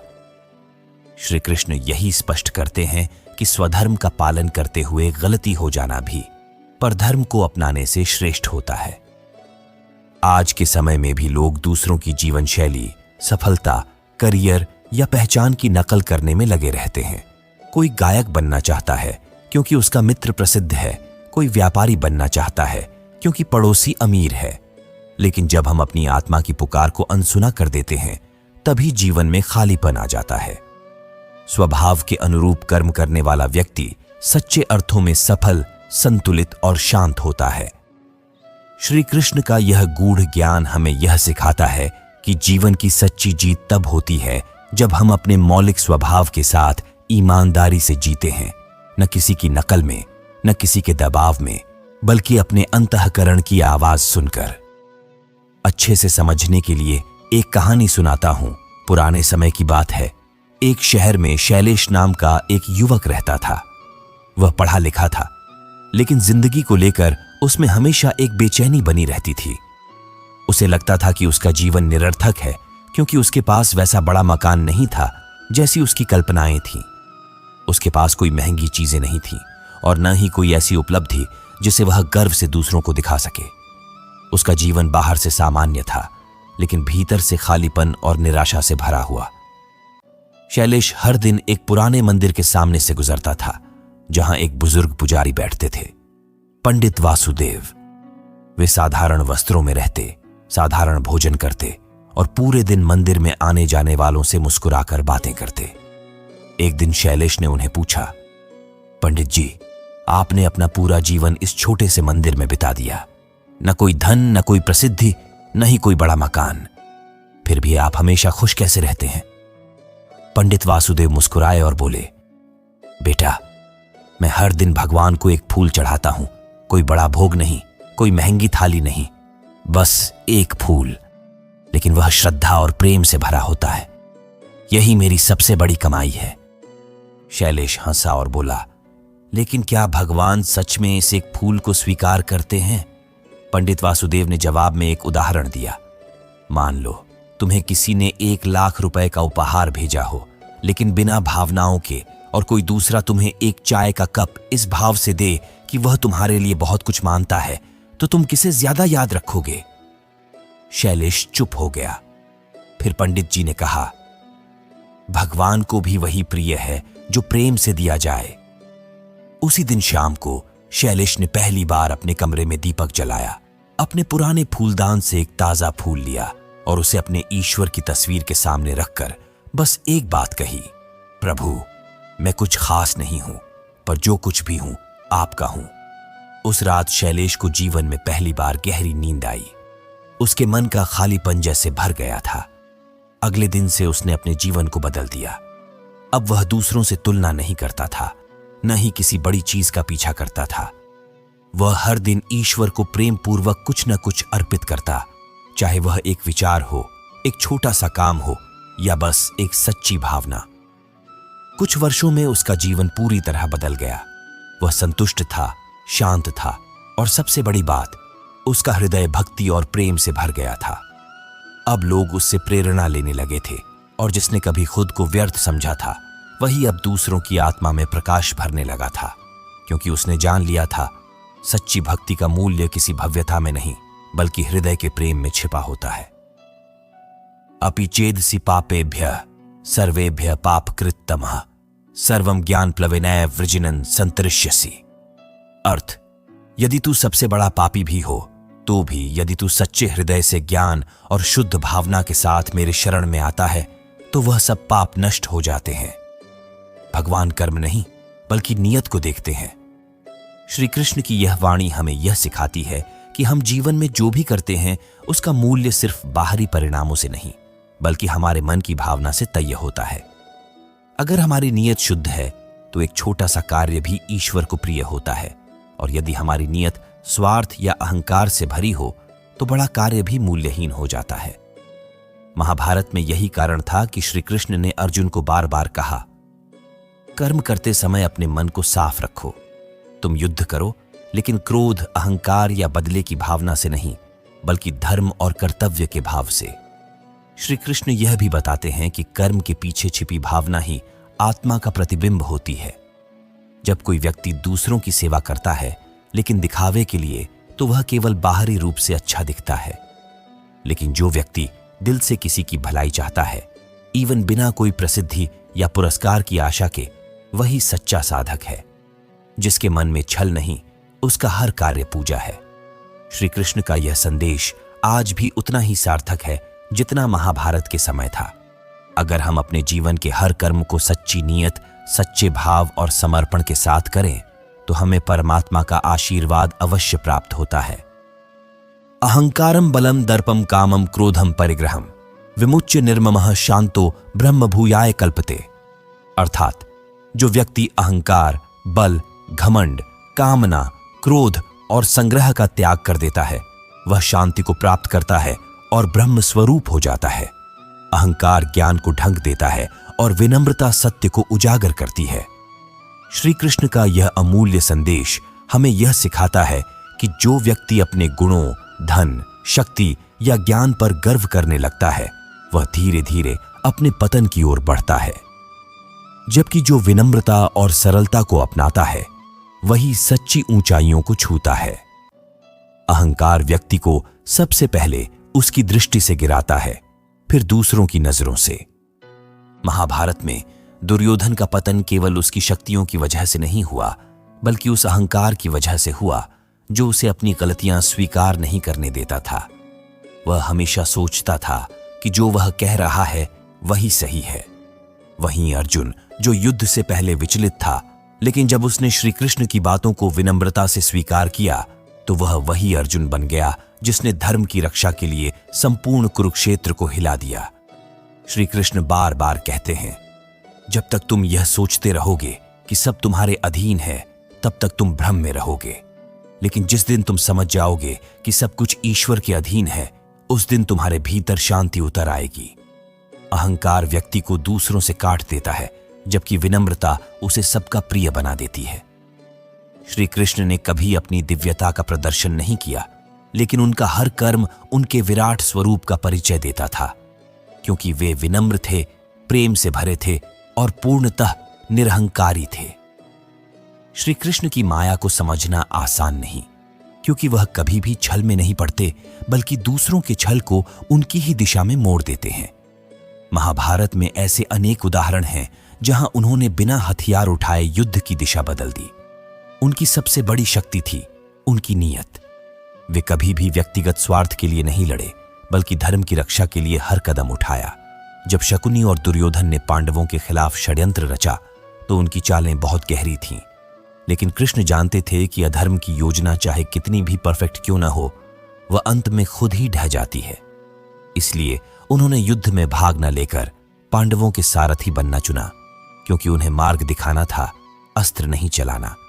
एक दिन अर्जुन ने श्री कृष्ण से पूछा, केशव, यदि आप चाहते तो युद्ध शुरू ही नहीं होता, आप चाहें तो अभी इसे रोक सकते हैं। श्री कृष्ण मुस्कुराए, अर्जुन, जब अधर्म अपनी सीमा लांघ जाता है तब मौन रहना भी पाप होता है, लेकिन यदि युद्ध टाल सकता हूं तो धर्म का क्षय हो जाएगा। इसीलिए मैं युद्ध रोकने नहीं, धर्म को दिशा देने आया हूं। कृष्ण की सबसे बड़ी सीख यह थी कि नीयत और धैर्य दो ऐसे हथियार हैं जो किसी भी युद्ध में विजय दिला सकते हैं। उन्होंने द्रौपदी के चीरहरण से लेकर कुरुक्षेत्र तक हर कदम पर यही सिद्ध किया कि जब मनुष्य धर्म पर अडिग होता है तो ब्रह्मांड भी उसके साथ खड़ा हो जाता है। सोचिए, जब आप किसी कठिन परिस्थिति में होते हैं, कोई आपसे झूठ बोलता है, धोखा देता है, तो आप क्या करते हैं? गुस्से में खुद भी वही रास्ता अपनाते हैं या श्री कृष्ण की तरह धैर्य से काम लेते हैं? कृष्ण ने कभी अधर्म से अधर्म नहीं लड़ा। उन्होंने समय का इंतजार किया और सत्य को धीरे धीरे उजागर किया। उनकी एक बात हमें हमेशा याद रखनी चाहिए, जो धर्म के मार्ग पर चलता है उसका रक्षक स्वयं मैं बनता हूं।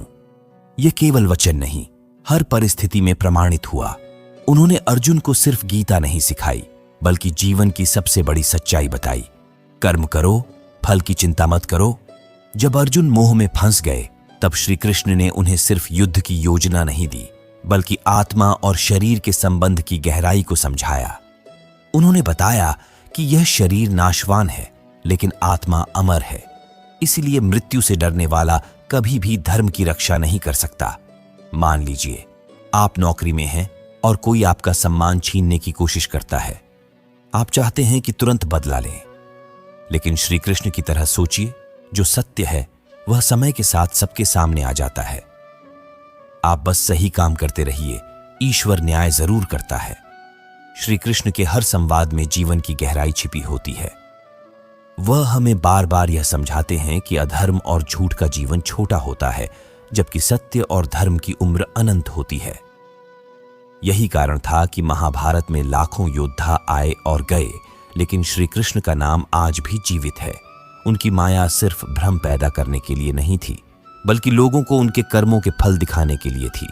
जब कर्ण को उसकी गलती याद दिलाई गई, तब उसे समझ आया कि वह अधर्म के पक्ष में खड़ा था। श्री कृष्ण उसे बचा सकते थे, लेकिन उन्होंने न्याय को पहले रखा। एक और गहरी सीख, जब बल और बुद्धि का सामना हो तो हमेशा बुद्धि जीतती है, यदि उसमें सत्य हो। श्री कृष्ण ने बलराम जैसे बलवान भाई के बावजूद युद्ध में बुद्धि से विजय दिलाई, क्योंकि वह जानते थे कि युद्ध जितना बाहर का होता है, उससे कहीं बड़ा युद्ध भीतर का होता है। मान लो तुम्हारा कोई मित्र तुम्हारा विश्वास तोड़ दे, तुम्हारा मन कहे उसे उसी तरह जवाब दो, लेकिन कृष्ण सिखाते हैं पहले खुद को समझो, फिर सामने वाले को। जवाब देना है तो वक्त आने पर दो, लेकिन अपने धर्म और मूल्य गिराकर नहीं। इस भाग का सार यही है, जब भी जीवन में कोई चालाक व्यक्ति तुम्हारे सामने हो तो उसकी तरह बनो मत, अपने सत्य और नियत पर डटे रहो। श्री कृष्ण का जीवन हमें यही सिखाता है, जो भी हो धर्म का मार्ग मत छोड़ो। देर भले हो, पर जीत सत्य की ही होती है। सोचिए, कोई आपको बार बार सबके सामने अपमानित करे, एक बार नहीं, 2 बार नहीं, 100 बार, आप क्या करेंगे? शायद पहली या दूसरी बार ही सहन शक्ति खत्म हो जाए। लेकिन अगर कोई भगवान होते हुए भी 100 बार तक अपमान सहता रहा, तो जरा सोचिए उसके पीछे क्या गहरी सोच रही होगी। आज की यह कहानी है श्री कृष्ण और शिशुपाल की, जहां अपमान, क्षमा और अंत में न्याय तीनों अपने चरम पर हैं। श्री कृष्ण ने जीवन भर अपने शत्रुओं से युद्ध नहीं किया, उन्होंने समय का इंतजार किया। शिशुपाल बचपन से ही श्री कृष्ण से द्वेष रखता था, हर सभा में उनका अपमान करता था, लेकिन कृष्ण चुप रहे, क्योंकि वे जानते थे हर बात का एक सही समय होता है। कई बार सभा में बैठे राजा भी चकित हो जाते कि श्री कृष्ण इतना अपमान सह क्यों रहे हैं, लेकिन कृष्ण के धैर्य की एक सीमा थी, और वह थी 100 अपराध। उन्होंने पहले ही शिशुपाल की माता को वचन दे रखा था कि उसके 100 अपराध क्षमा कर दूंगा। यह वचन श्री कृष्ण की करुणा को दिखाता है, पर साथ ही यह भी बताता है कि जब क्षमा की सीमा पार हो जाती है, तब न्याय का समय आ जाता है। यह कहानी आज के समय में भी उतनी ही प्रासंगिक है जितनी उस युग में थी। सोचिए, अगर कोई व्यक्ति बार बार आपकी अच्छाई का गलत फायदा उठाए तो क्या करना चाहिए? कृष्ण की तरह पहले समझाइए, माफ कीजिए, लेकिन हर बार नहीं। जहां आत्मसम्मान को ठेस पहुंचती है, वहां चुप रहना भी अधर्म बन जाता है। कृष्ण ने कभी शिशुपाल से नफरत नहीं की, लेकिन उन्हें यह दिखाना जरूरी था कि अपमान की भी एक सीमा होती है। यही कारण है कि 100वीं बार जैसे ही शिशुपाल ने सीमा पार की, श्री कृष्ण ने चक्र चला दिया, बिना क्रोध के, लेकिन पूरे न्याय के साथ। यह घटना हमें यह सिखाती है कि सहनशीलता और मूर्खता में फर्क होता है। सहन करना ताकत है, लेकिन हर बात पर चुप रह जाना कमजोरी है। श्री कृष्ण की चुप्पी मजबूरी नहीं, उनकी दूरदर्शिता थी। आज के समय में भी लोग कई बार दूसरों की विनम्रता को उनकी कमजोरी समझ बैठते हैं। वे सोचते हैं कि जो चुप है वह कुछ कर नहीं सकता, लेकिन जब ऐसे शांत व्यक्ति न्याय के लिए खड़े होते हैं तो पूरा युग उन्हें याद रखता है। इस घटना से हम यह भी समझते हैं कि वचन निभाना क्या होता है। श्री कृष्ण ने शिशुपाल जैसे शत्रु के लिए भी अपनी बात नहीं तोड़ी। ये थी उनकी मर्यादा, जो हमें अपने जीवन में अपनानी चाहिए। श्री कृष्ण सिर्फ एक योद्धा नहीं थे, वे एक आदर्श थे। उनके हर निर्णय में एक सीख छुपी होती है कि न्याय का समय भी उतना ही महत्वपूर्ण है जितना कि सहनशीलता का। तो जब भी जीवन में कोई आपकी चुप्पी को आपकी कमजोरी समझे, तब श्री कृष्ण को याद कीजिए और जान लीजिए, जब सत्य और आत्मसम्मान की रक्षा की बात हो, तब मौन नहीं, स्पष्ट उत्तर देना ही धर्म है। कल्पना कीजिए, एक राजकुमारी है जो अपने राज्य के विरुद्ध जाकर अपनी पसंद से विवाह करने का निर्णय लेती है। वह जानती है कि उसका भाई युद्ध करेगा, समाज ताने देगा, लेकिन फिर भी वह अपने मन की आवाज सुनती है। ये कहानी सिर्फ प्रेम की नहीं है, ये है निर्णय, साहस और आत्मबल की मिसाल। रुक्मिणी विदर्भ की राजकुमारी थीं। उनके भाई रुक्मी ने उनका विवाह शिशुपाल से तय कर दिया था, लेकिन रुक्मिणी मन ही मन श्री कृष्ण को अपना पति मान चुकी थीं। उन्होंने एक साहसी निर्णय लिया, खुद श्री कृष्ण को संदेश भेजा कि वे आकर उन्हें ले जाएं। सोचिए, एक राजकुमारी का ऐसा साहस। उन्होंने लिखा, हे कृष्ण, यदि आपने मुझे स्वीकार न किया तो मैं अपने प्राण त्याग दूंगी। ये शब्द सिर्फ प्रेम के नहीं थे, ये अपने आत्मसम्मान और अपनी इच्छा के लिए लड़ने की पुकार थी। श्री कृष्ण ने रुक्मिणी की पुकार सुनी और बिना एक पल गंवाए द्वारका से विदर्भ पहुंचे। जैसे ही रुक्मिणी मंदिर में पूजा कर रही थीं, श्री कृष्ण उन्हें रथ में बिठा कर ले गए। ये विवाह एक संदेश था, प्रेम में डर नहीं होता, केवल विश्वास और निर्णय होता है।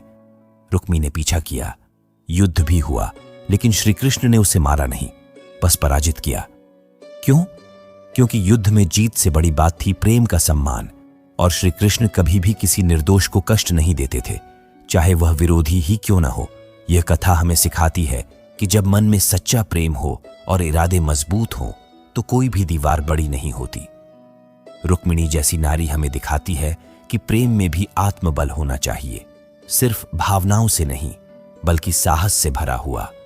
आज की दुनिया में भी कितने लोग हैं जो समाज के डर से अपने मन की नहीं सुनते, लेकिन रुक्मिणी की तरह अगर हम अपने फैसले खुद लें और सही व्यक्ति को चुनें, तो जीवन भी सफल होता है और आत्मा भी प्रसन्न होती है। श्री कृष्ण ने कभी किसी को जबरदस्ती अपने जीवन में नहीं बुलाया, लेकिन जो सच्चे मन से उन्हें पुकारता है, वे उसके लिए सब छोड़कर आ जाते हैं। रुक्मिणी इसका सबसे सुंदर उदाहरण है। ये प्रेम कहानी साधारण नहीं थी, ये एक क्रांति थी। रुक्मिणी ने जो किया वह उस समय के लिए कल्पनातीत था, लेकिन वह केवल एक प्रेमिका नहीं, एक बहादुर नारी भी थी, जिन्होंने अपने निर्णय से इतिहास बदल दिया। श्री कृष्ण और रुक्मिणी का विवाह हमें यह भी सिखाता है कि सच्चा प्रेम मौन नहीं होता, वह बोलता है, निर्णय लेता है और डर से ऊपर उठता है। ये कहानी हमें अपने जीवन में भी निर्णय लेने की प्रेरणा देती है। आपको क्या लगता है, क्या आज की दुनिया में रुक्मिणी जैसा साहस कोई दिखा सकता है? एक दिन सत्यभामा, श्री कृष्ण की पत्नी, स्वयं पर बहुत गर्व करने लगी। उन्हें लगता था कि श्री कृष्ण उनसे सबसे अधिक प्रेम करते हैं, क्योंकि उन्होंने उन्हें विवाह में अमूल्य उपहार दिए थे। लेकिन श्री कृष्ण तो केवल प्रेम और भाव के पुजारी थे, धन या अभिमान के नहीं। सत्यभामा का अहंकार धीरे धीरे बढ़ता गया। उन्होंने नारद मुनि के सामने दावा कर दिया कि वे श्री कृष्ण को दान कर सकती हैं और फिर अपने धन से उन्हें वापस खरीद सकती हैं। नारद मुस्कुराए। वे जानते थे कि समय आ गया है उन्हें एक महत्वपूर्ण सीख देने का। नारद मुनि ने सत्यभामा की बात श्री कृष्ण तक पहुंचाई और श्री कृष्ण ने चुपचाप स्वीकार कर लिया। नारद ने उन्हें रानी सत्यभामा से दान में लिया और घोषणा की, अब श्री कृष्ण मेरे हो चुके हैं, अगर वापस चाहिए तो तौलना होगा प्रेम और मूल्य से। राजमहल में एक विशाल तुला रखी गई। एक ओर श्री कृष्ण बैठे और दूसरी ओर सत्यभामा ने सोना, चांदी, रत्न, हीरे, मोती रखवाना शुरू किया।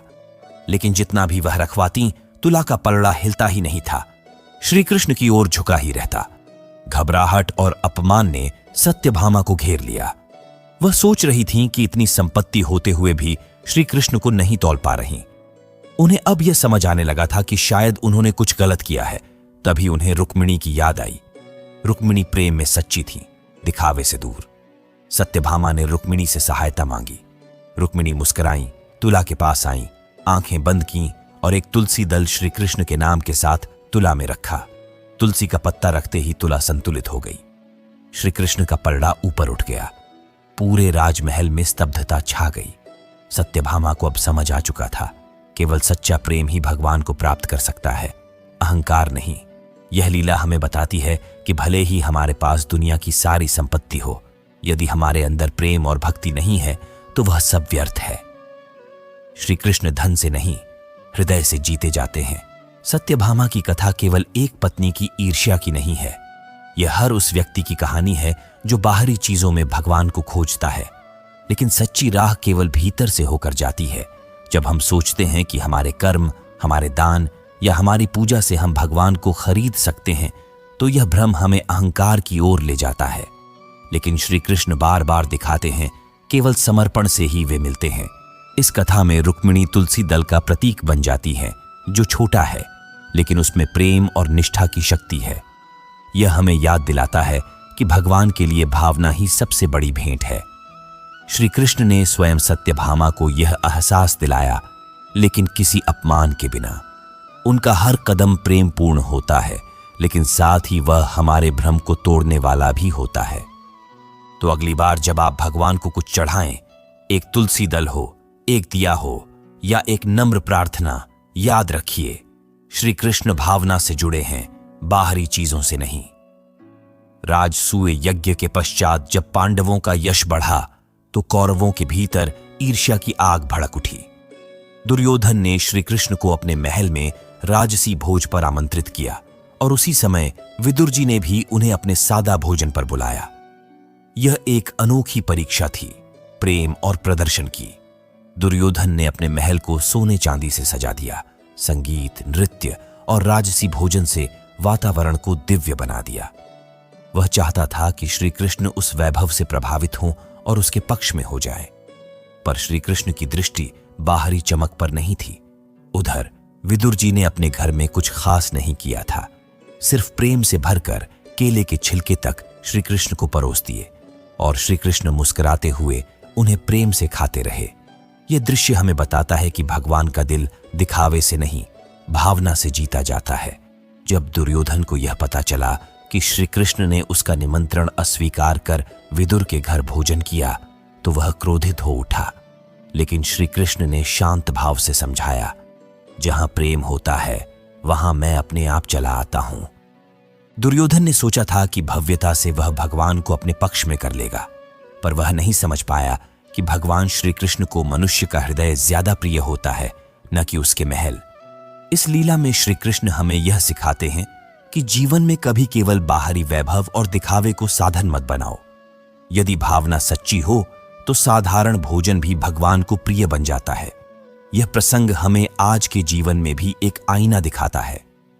हम भी अक्सर यह सोचते हैं कि अगर हम ज्यादा खर्च करेंगे तो दूसरों का दिल जीत पाएंगे, लेकिन वास्तव में प्रेम और सरलता ही सबसे बड़ा प्रभाव छोड़ते हैं।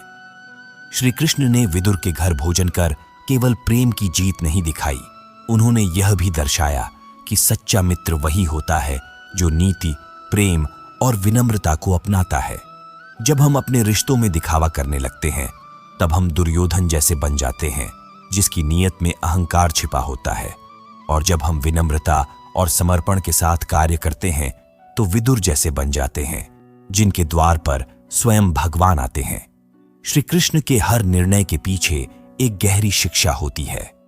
उन्होंने कभी किसी का दिल नहीं तोड़ा, पर हर बार सत्य का साथ देकर लोगों को आईना जरूर दिखाया।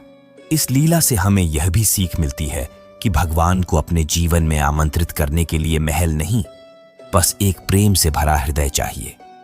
एक ऐसी रात थी जब सारा विदर्भ राज्य सो रहा था, लेकिन एक युवती का दिल बेचैन था, क्योंकि अगले ही दिन उसका जबरन विवाह तय था उस व्यक्ति से जिससे वह घृणा करती थी। पर उसे भरोसा था उस एक पुरुष पर जिसे उसने कभी देखा नहीं था, लेकिन दिल से अपनाया था, श्री कृष्ण। क्या श्री कृष्ण आएंगे? क्या बिना युद्ध के रुक्मिणी को बचाया जा सकेगा? रुक्मिणी विदर्भ की राजकुमारी थी और उन्हें श्री कृष्ण से अपार प्रेम था। उन्होंने श्री कृष्ण के बारे में सुन रखा था, उनके गुण, उनकी करुणा और उनका धर्म के लिए खड़ा होना। लेकिन उनके भाई रुक्मी को यह स्वीकार नहीं था। रुक्मी चाहता था कि रुक्मिणी की शादी शिशुपाल से हो, जो एक घमंडी और अहंकारी राजा था। रुक्मिणी का मन विद्रोह करना चाहता था, लेकिन वह राजकन्या थी। तब उसने श्री कृष्ण को एक गुप्त संदेश भेजा जिसमें लिखा था, मुझे अपने साथ ले चलिए, वरना मैं जीवन समाप्त कर दूंगी। श्री कृष्ण को जब यह पत्र मिला तो वे बिना एक क्षण गंवाए विदर्भ के लिए निकल पड़े। यह युद्ध नहीं था, लेकिन समय के साथ एक दौड़ थी।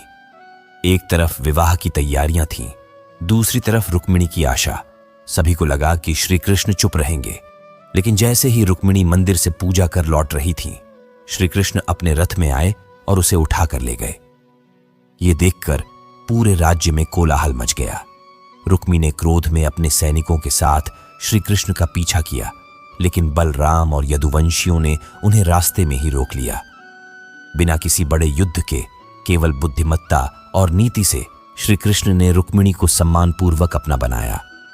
श्री कृष्ण ने यह सिद्ध किया कि सच्चे प्रेम के लिए तलवार नहीं, साहस और सच्चाई चाहिए।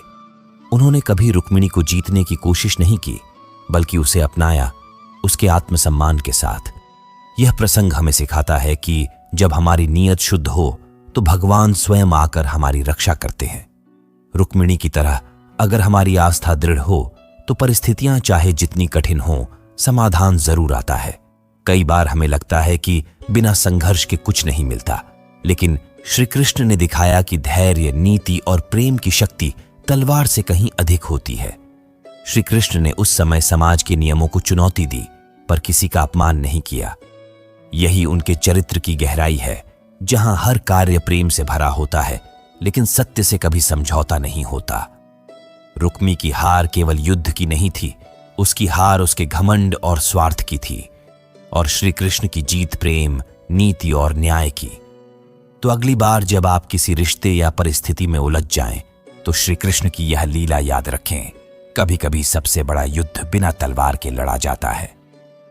भागवत गीता सिर्फ एक धर्म ग्रंथ नहीं है, यह एक जीवन का मार्गदर्शन है। जब हम इसका अध्ययन करते हैं तो हमारे मन में उठते हर सवाल का उत्तर मिलना शुरू हो जाता है। यह हमें सिखाती है कि जीवन में संकट चाहे जितने भी हों, मन शांत और कर्म निष्कलंक होना चाहिए। गीता पढ़ने से व्यक्ति के भीतर एक अद्भुत स्थिरता आती है। वह जीवन के हर मोड़ पर निर्णय लेने में सक्षम होता है और मोह माया के बंधनों से धीरे धीरे ऊपर उठता है। श्री कृष्ण की वाणी सिर्फ अर्जुन के लिए नहीं थी, वह हर उस इंसान के लिए है जो जीवन के किसी युद्ध में उलझा है। जब हम रोज कुछ समय गीता पढ़ने में लगाते हैं तो हमारे अंदर एक अंतर्दृष्टि जागती है जो सही और गलत में फर्क करना सिखाती है। और सबसे बड़ी बात, यह हमें खुद से जोड़ती है, अपने आत्म स्वरूप से, उस दिव्यता से जो हर इंसान के भीतर छुपी हुई है। तो अगर आपको यह कहानी और इसकी सीख दिल से छू गई हो तो इसे जरूर साझा कीजिए और जुड़े रहिए हमारे साथ ऐसी ही अनमोल बातों के लिए। यह है अजय हिंदी कहानियां।